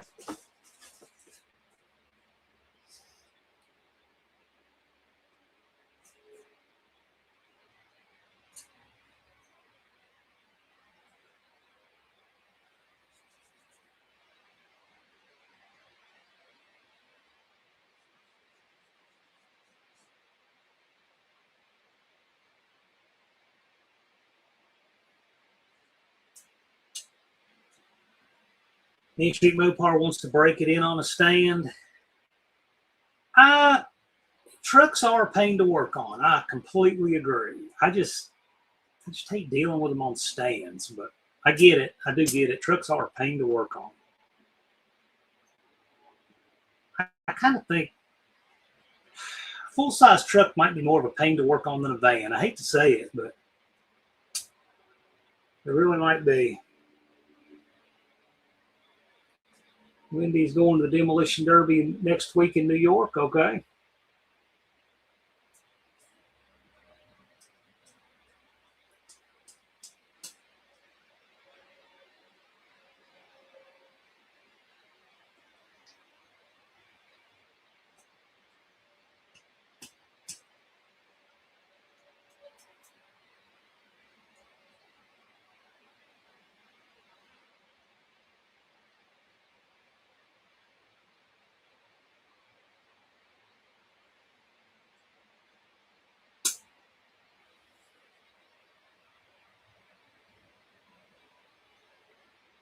Yeah, you know, I've seen that before. He's got an 80s Ford Bronco with zebras. I've seen that.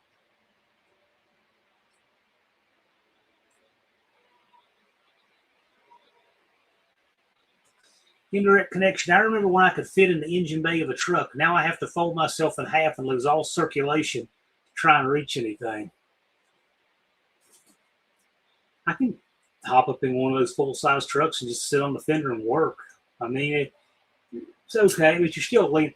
I kind of think it's worse than a van. It's not as good as a car, but it's worse than a van, I think. The fenders are up so high. Just it's backbreaking working on those trucks.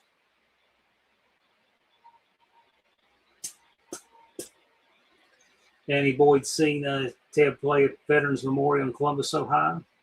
Okay.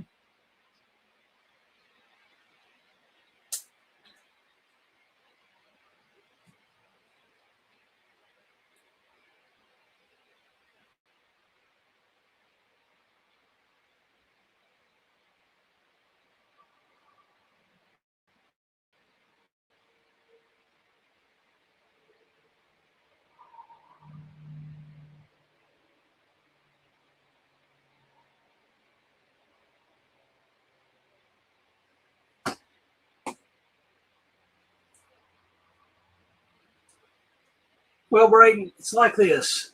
We're all out of that. I'm putting a blanket no on it. So consider your luck pushed.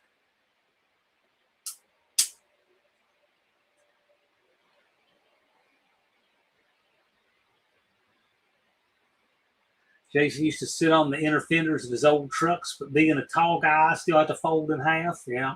How tall are you, Chris? Aren't you like 6'4" or something? I'm with Jason. I just want to hear engine notes. That's right. Mohawk's wife reaches across, lays across the engine, reaches down. Hey, that could work. Yeah.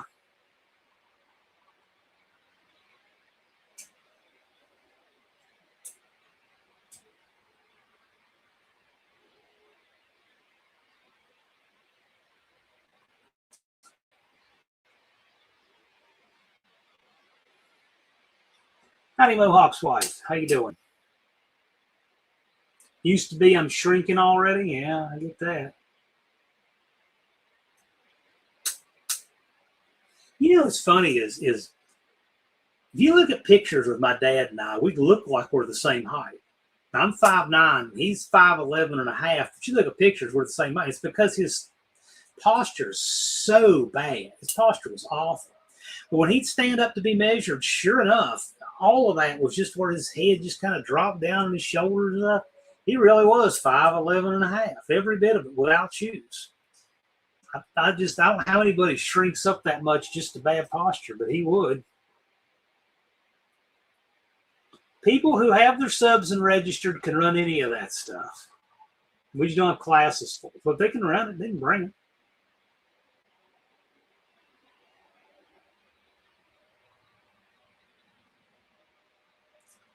Well, I'm glad you're doing much better than a couple weeks ago. That's something to be said for that. Truly there is. It's a good deal.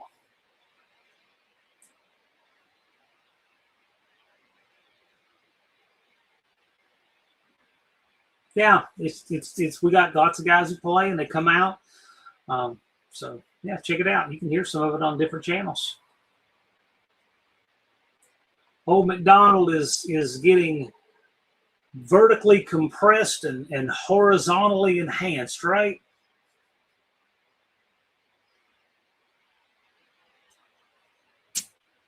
I'm the same height and weight right now as I was when I was about 12 years old. Never grew anymore. I'm the same height and weigh 8 pounds more than I did when I was 12.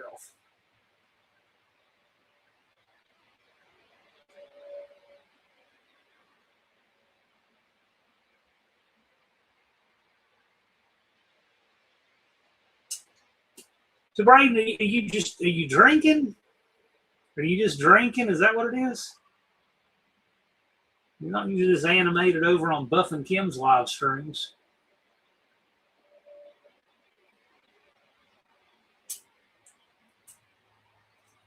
Yeah, for me when I was 12. Isn't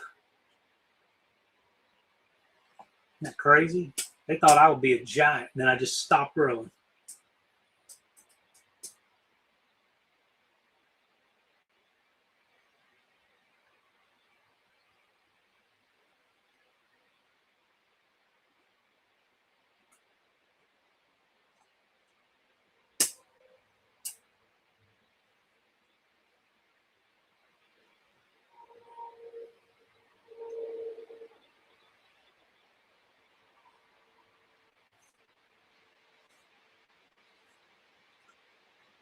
Thumper was 4'9" until he was 14. Not a fun time. You're like 5 something now, right?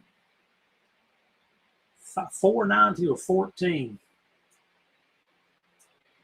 Dakota thinks he grew a half inch after 18. Yeah, maybe Dakota's pretty tall though.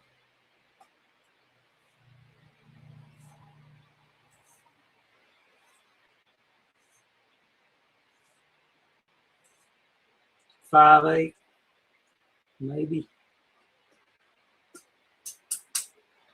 Old McDonald says, I feel like I have bugs crawling all over me constantly, but it's just a wrinkle stretching out. Any boy hadn't grown since 15 or 16. Yeah, I haven't gotten any taller since I was 12. Crazy.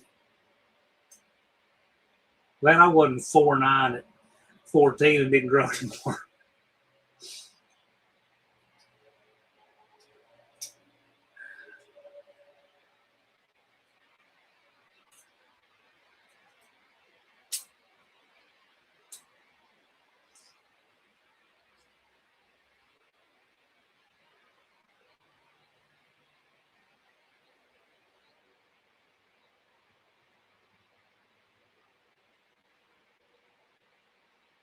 Yeah, well, Dakota's a slender guy.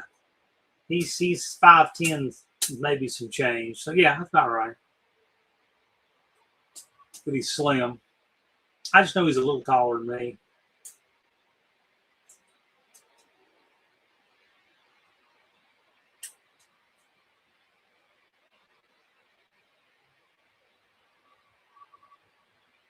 Tobacco, beer, and pot. Never used any of the three. Barrow says, I still have a couple t-shirts from high school still fit me. And the belt I've had since then. Yeah, well, I don't have the same belt, but I can wear the same jeans I did then.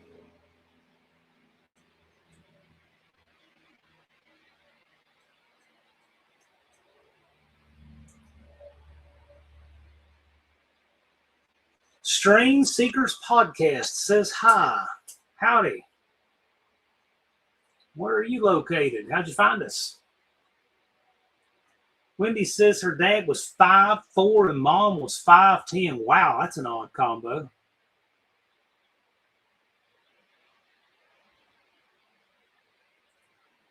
Unfinished project said if you're at least 5'6", it's acceptable to round up. Aaron says his 8'8" was 6'5", starting to shrink with old age. Yeah.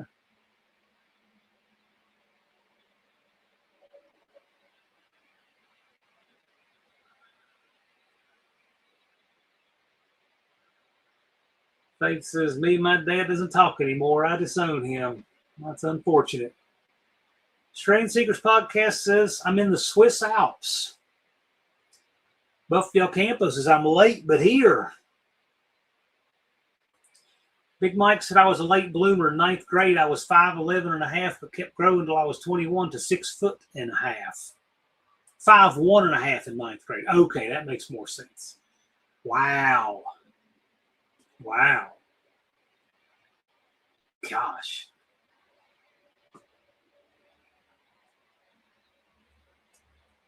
Dakota said, I had a few convinced I was 6'1" or 6'2". You said one time you were 6'5", I remember. I didn't think anybody'd stop laughing. Well, McDonald said my mom was 6'4", was 5'4", and Dad was 6'5". Yeah, my mom was 5'3", 5'3" and a half. Dad was just short of 6 feet. I took after Mom, though, for sure. Wendy says my dad's mom was 4'5". My goodness. Barrow says my daughters took after me. They were both afraid they'd have to use a car seat to take driver's ed. Well, you know, it's funny. So I'm 5'8" and a half. Like I'm somewhere between without shoes. I'm in my shoes. I'm a 5'9", right? Well, when I got real long legs and short waisted. If you ever see pictures of me standing up, you'll see that. I'm built like a prey of mantis or something. These long legs and short waisted. So I can sit in the car with a low roof, like Hyundai Excel. Took my driver's test in, no problem. Got a low roof, not a thing. But the seat is all the way back. So you look in there and say, oh, the giant was driving this. No, I just have really, really long legs. But I'm short waisted. It's kind of a decent combo for cars. But the problem is when I drive Dad's Jeep. Dad is built exactly the opposite. My legs are longer than his. He was real long waisted with really short legs. And so that Jeep, I had to do something. I had to work and work to even get that seat back because it was rusted up and adjustment and all this. I got the seat back and it still has the clutch and brake pedals too close for me. It's hard to drive. I have a terrible time. I love driving them, but I have a terrible time driving those old air-cooled Volkswagens with the pedals that come up from the floor. Long legs are nice sometimes, and others they're not. I walk fast. I keep up a great pace when I'm walking. The stairs that have the rise too tall for the run are just fine for me. But, you know, for things like pedals close in the car are terrible. My buddy Robert was 6'3", and he had legs. I don't know if his legs were any longer than mine. My mom used to laugh about that. The pedals in his race car I thought were too close. He said, yeah, they're too close, but I thought they were worse than he did.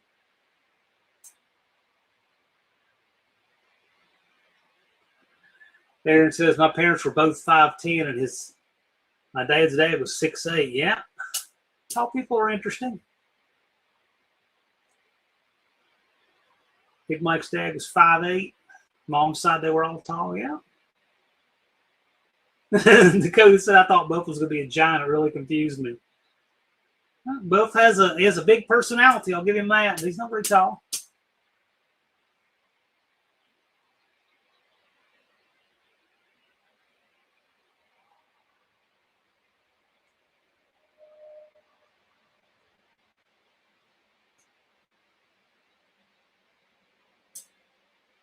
I know a guy who's 6'7", and he's never liked being tall.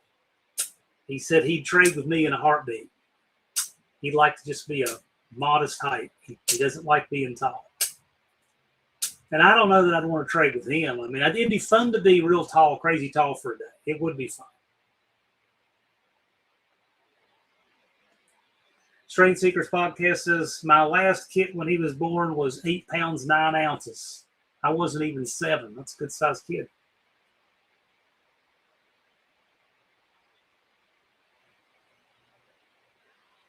Floor pedals are old school. That's what the VW Beetles have. I like them. They're different.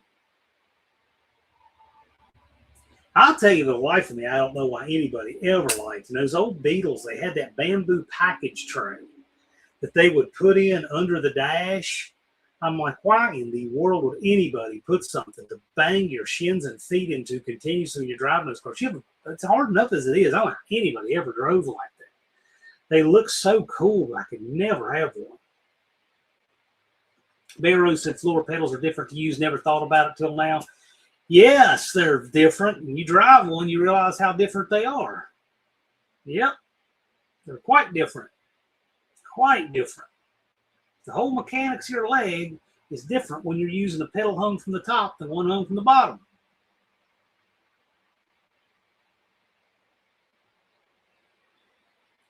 Left turn dodge, I'm okay being taller than average, but wouldn't want to be much taller. I get it. I don't know.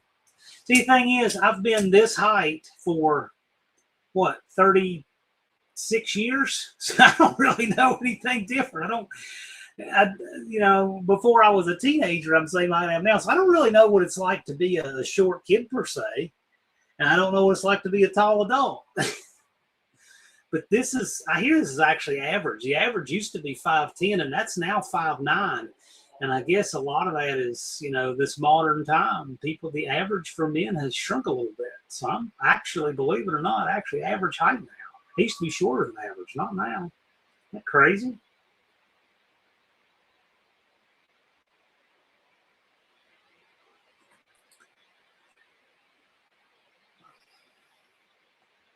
Why is Jacob Mazurowski such a good pitcher? He can throw over 100 miles an hour consistently. I love baseball, even though I'm in the Swiss Alps. I don't know. A friend of mine, when I was at Virginia Tech, he went on to play pro. He was a left-hander, threw 95, 98 miles an hour. And he, I don't know. I don't know the mechanics of that. Some people have that talent. I absolutely do not. I am the opposite of somebody with a throwing arm. I have a horrible throwing arm. I have long arms, too. You'd think that'd be an advantage, but obviously there's way more to it than that. I do have a terrible throwing arm.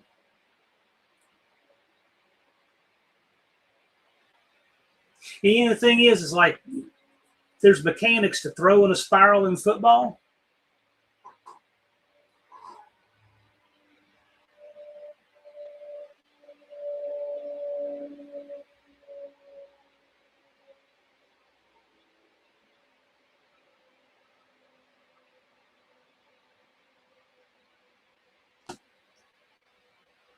And I think you're right, Dakota. I think immigration's brought that average down. That's part of it. So throwing a spiral in football, there is something to it. And I actually learned how to do that. I can throw a nice spiral, but it doesn't go very far because I just don't have the throwing arm. Looks nice. Yeah,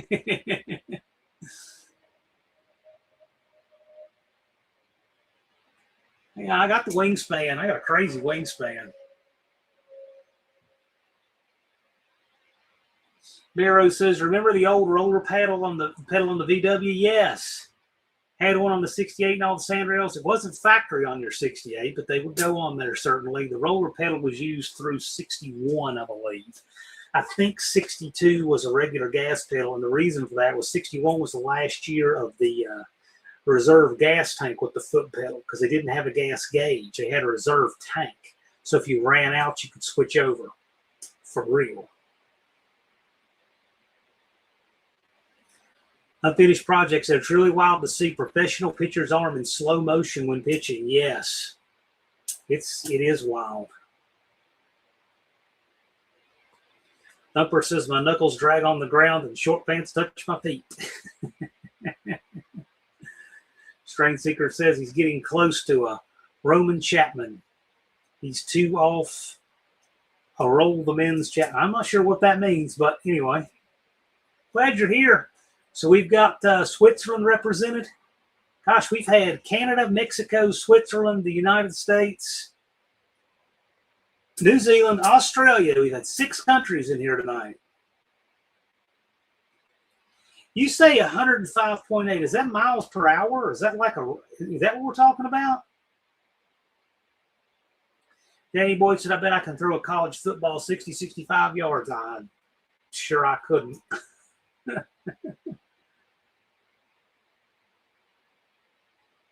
Yeah, we've got 6 countries in here tonight. Cool.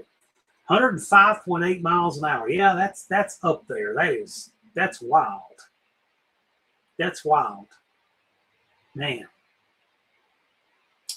Unfinished project, since he's in here right now. What's that cat's name? Oliver Anthony sang the Rich Men North of Richmond. Oliver Anthony. He's going to be in my hometown here in a couple of weeks. He's playing at Bowen Field.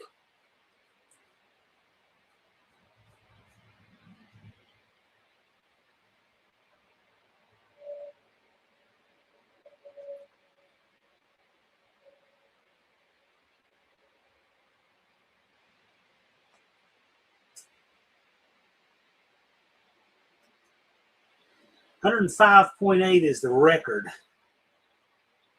The Jacob from the Brewers can average over 103 consistently throwing strikes. That's definitely more valuable. That's a lot. That is crazy. Off-speed pitch of 93. Wow. Wow. That is wild. How tall is he?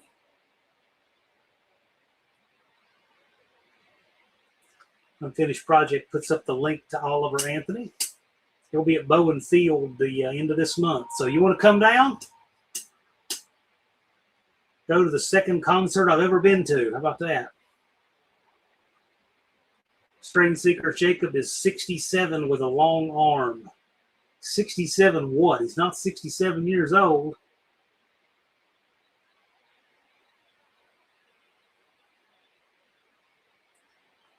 Dakota says, I can't throw a ball 1 mile per hour. Well, neither can I, because at 1 mile per hour, I don't think you could get one to go that slow through the air.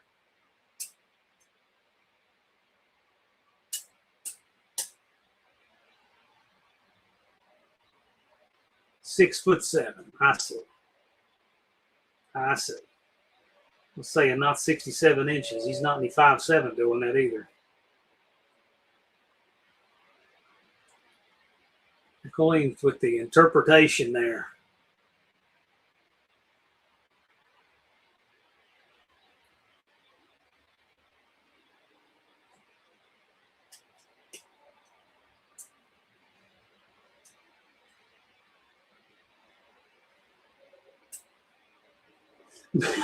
Barry Kuda says he's like a short male version of Jodie Foster. So, comment of the night right there. Like comment of the night. Jodie Foster, was the Clarice Starling in Silence of the Lambs. And I remember because the end of that movie was supposed to be set in southern West Virginia, I think. And you know, I always hear these actors try to sound like they're from the South or sound like they're from the same area of the Appalachians that I am. And it's never convincing. It always sounds so bogus. They never, ever pull it off.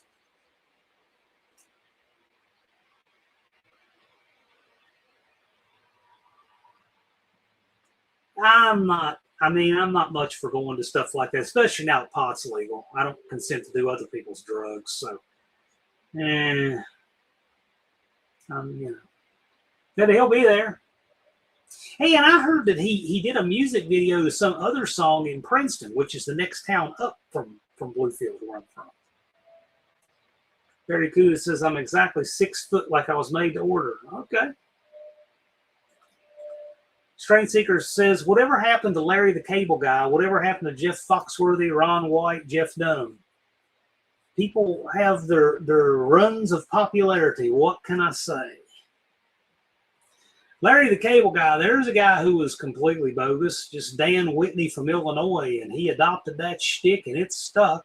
I'll give him that, but, you know, if you look at his early stuff back when he was himself, that was completely different.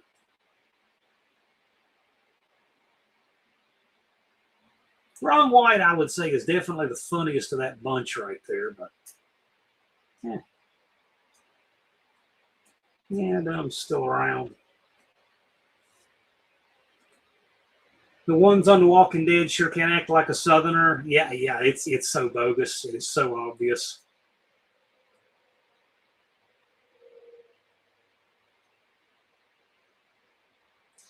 Jodie Foster was a star picture in the Bad News Bears. Nebraska, that's right. I knew he was from somewhere. He's not a Southerner. You're right. There we go. Nebraska. That's right. I had in my mind. What about the Bob and Tom show? I haven't thought about them in forever. Are they still on?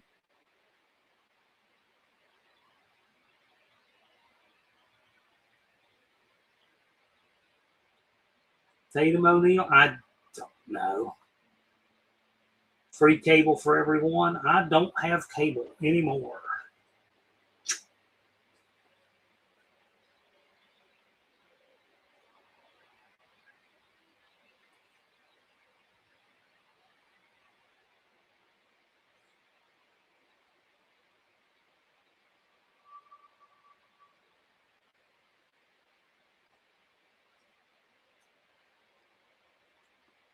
String Seekers, yes, they're still on the Bob and Tom show. One of them got replaced. That's not really the show. Well, anyway, okay. Barrows still has a couple scat speed shifters and a JMR from our VW gears. Ah, cool. I like that. Okay, that sounds right. I didn't remember that at all. I remember from Silence of the Lambs. I never dug Bob and Tom. Yeah.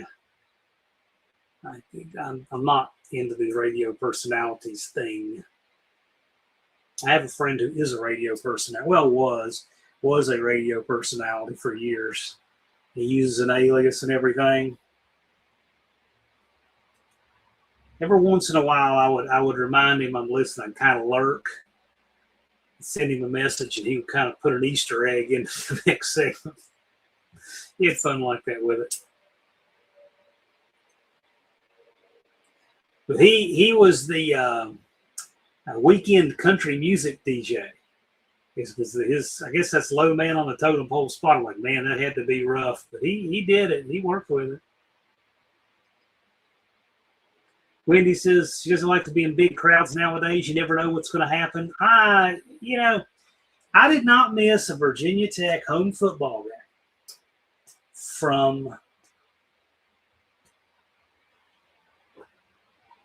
I believe, September of 1995 through the last home game of 2021. And then once Dad was gone and once Mom was unable to go, that was the end of my run. Did y'all have John Boy and Billy? Yeah, they were on an affiliate up here.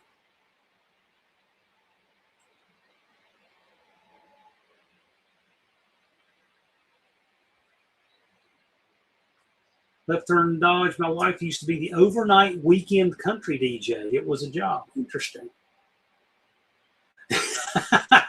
Unfinished project. I no longer listen to radio. I drive a W350. The van has a stereo, some kind of aftermarket stereo in the console, and I've never even tried to turn it on. Don't even know if it works or anything. Never even thought about it. I can hear the quadrajet in it.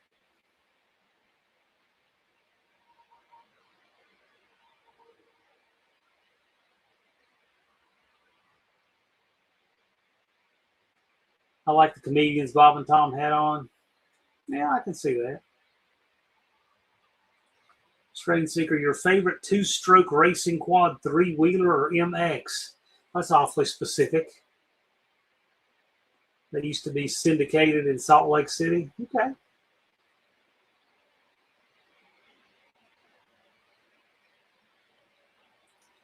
Victor and Dodge says, I gotta have music and AC. I'm spoiled. I have neither in anything.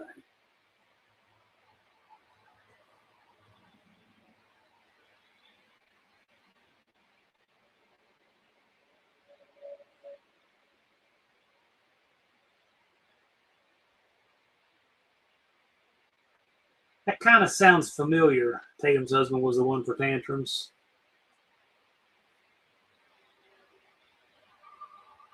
No, Wendy, that's not the hashtag. Not it at all. Indirect Jason says, the radio in my truck doesn't get reception. Turns out I like the quiet better once I fix the route. No kidding. I'm not one of these people that's constantly got to have that going.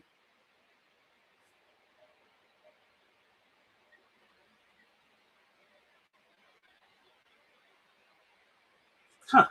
Mexican Spec says, we were driving around, mom driving. We came upon a movie being filmed. It was the Bad News Bears with Walter Matthau and all the kids. 68 Ford Galaxy 500 was the car we went. Where was that? Where did you come upon that?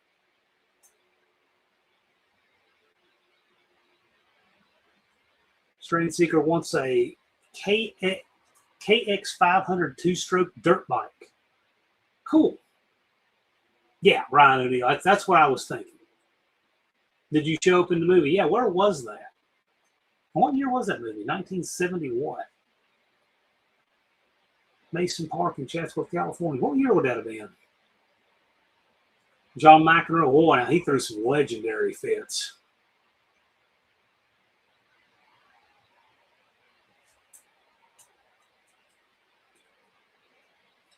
John McEnroe's cool. I'll tell you what, he did a lot for getting people to watch tennis.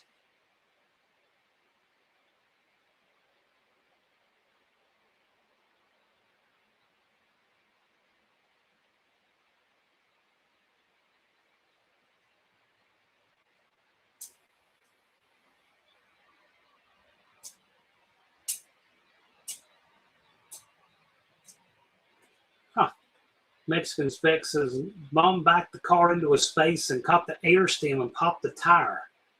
Wow, what space? What'd you catch it on? That sounds kind of wild. 9 years old at the time. Yeah.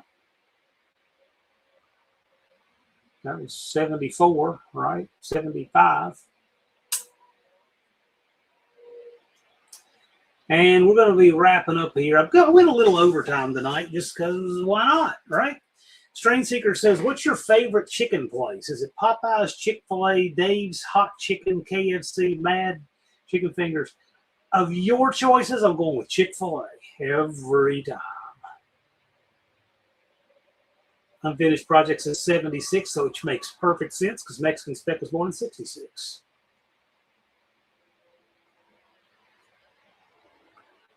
Dr. Go, how was the 4th on the boat? Yeah, movie came out in 76. Yes, so you would have been 9 and 75 filming then. That all sounds about right. Yeah, Chick-fil-A every time. Indecisive says good night. Yep. Yep. Coach says chicken bone. Dakota says I like Zaxby's and Bojangles. Yuck squared.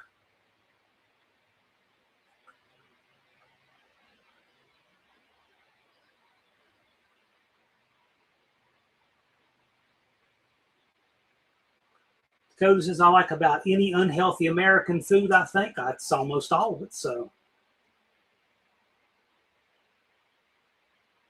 Don's is Wendy's Kitchen. Don't blame him. You too, Mohawk. Strain Seeker says, I like my Dave's Hot Chicken Reaper mozzarella sticks. We don't have that around here. Sounds interesting. Sounds good, actually. Rabbit Transit J, I like Quick Trip Chicken.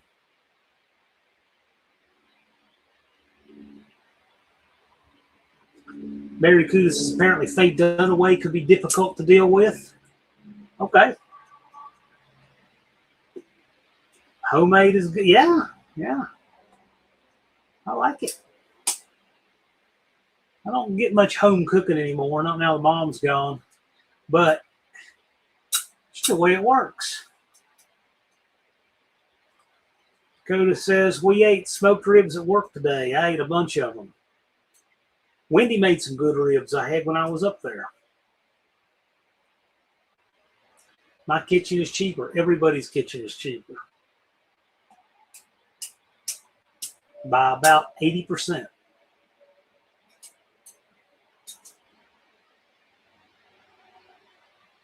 And any more of the service is better too.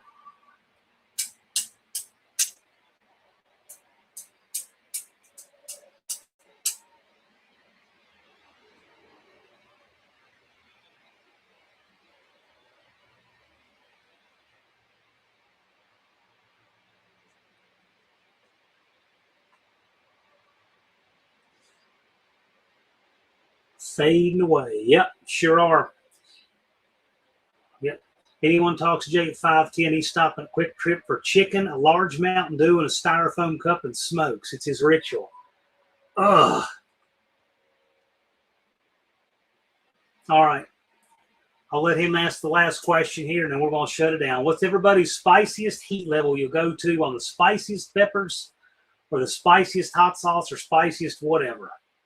What are you going with? Mine is Carolina Reaper. Carolina Reaper is up to 1,000,000 Scoville heat units. That's a hot pepper.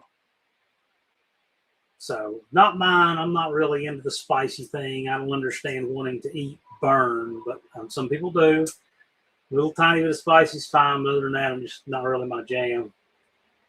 Hear that fidget spinner? Yeah, it's a. You know what this is, don't you, Mohawk?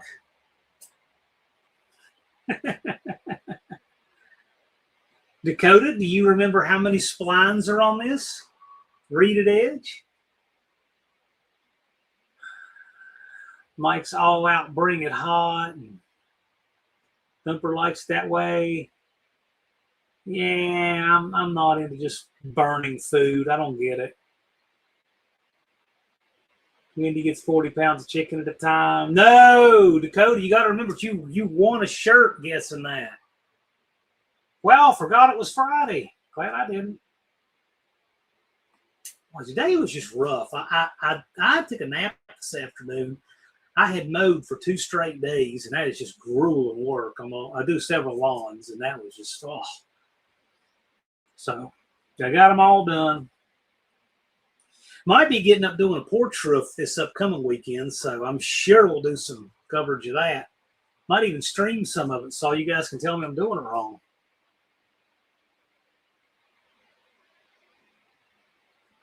Yep, it was between 1 and 1,000. So I'll say it on here one more time. I'm positive it's 249 reeds on this 727 outer sprag race.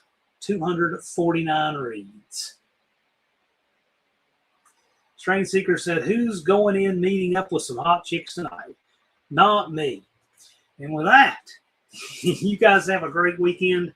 I'm going to shut down. I'm going to try here, maybe by the end of July. We're going to be doing, hopefully, something with Scott. It'd probably be the first weekend of August, probably. And then maybe this last weekend in July, we can have Deke on, something like that. That was my goal, was to have him on maybe by around the end of this month. So, well, yeah, close doesn't count, dude. It's 249, but you knew that. You won with that number. You should know that number. Short of tattooing it on an eyelid. Anyway, with that, we are out. Don't forget to watch Tech Talk Live on Wednesdays on the Slant Daily Garage channel with Dallas and Professor P. And when are we doing a yard stream? I don't know. I might be doing a rooftop stream on a porch roof next week. That's possible. Don't forget to check that out. Also, we are 68 days, 1 hour, and 45 minutes away from the 5th annual AHRA No Name Nationals. And if you're not yet registered, please do.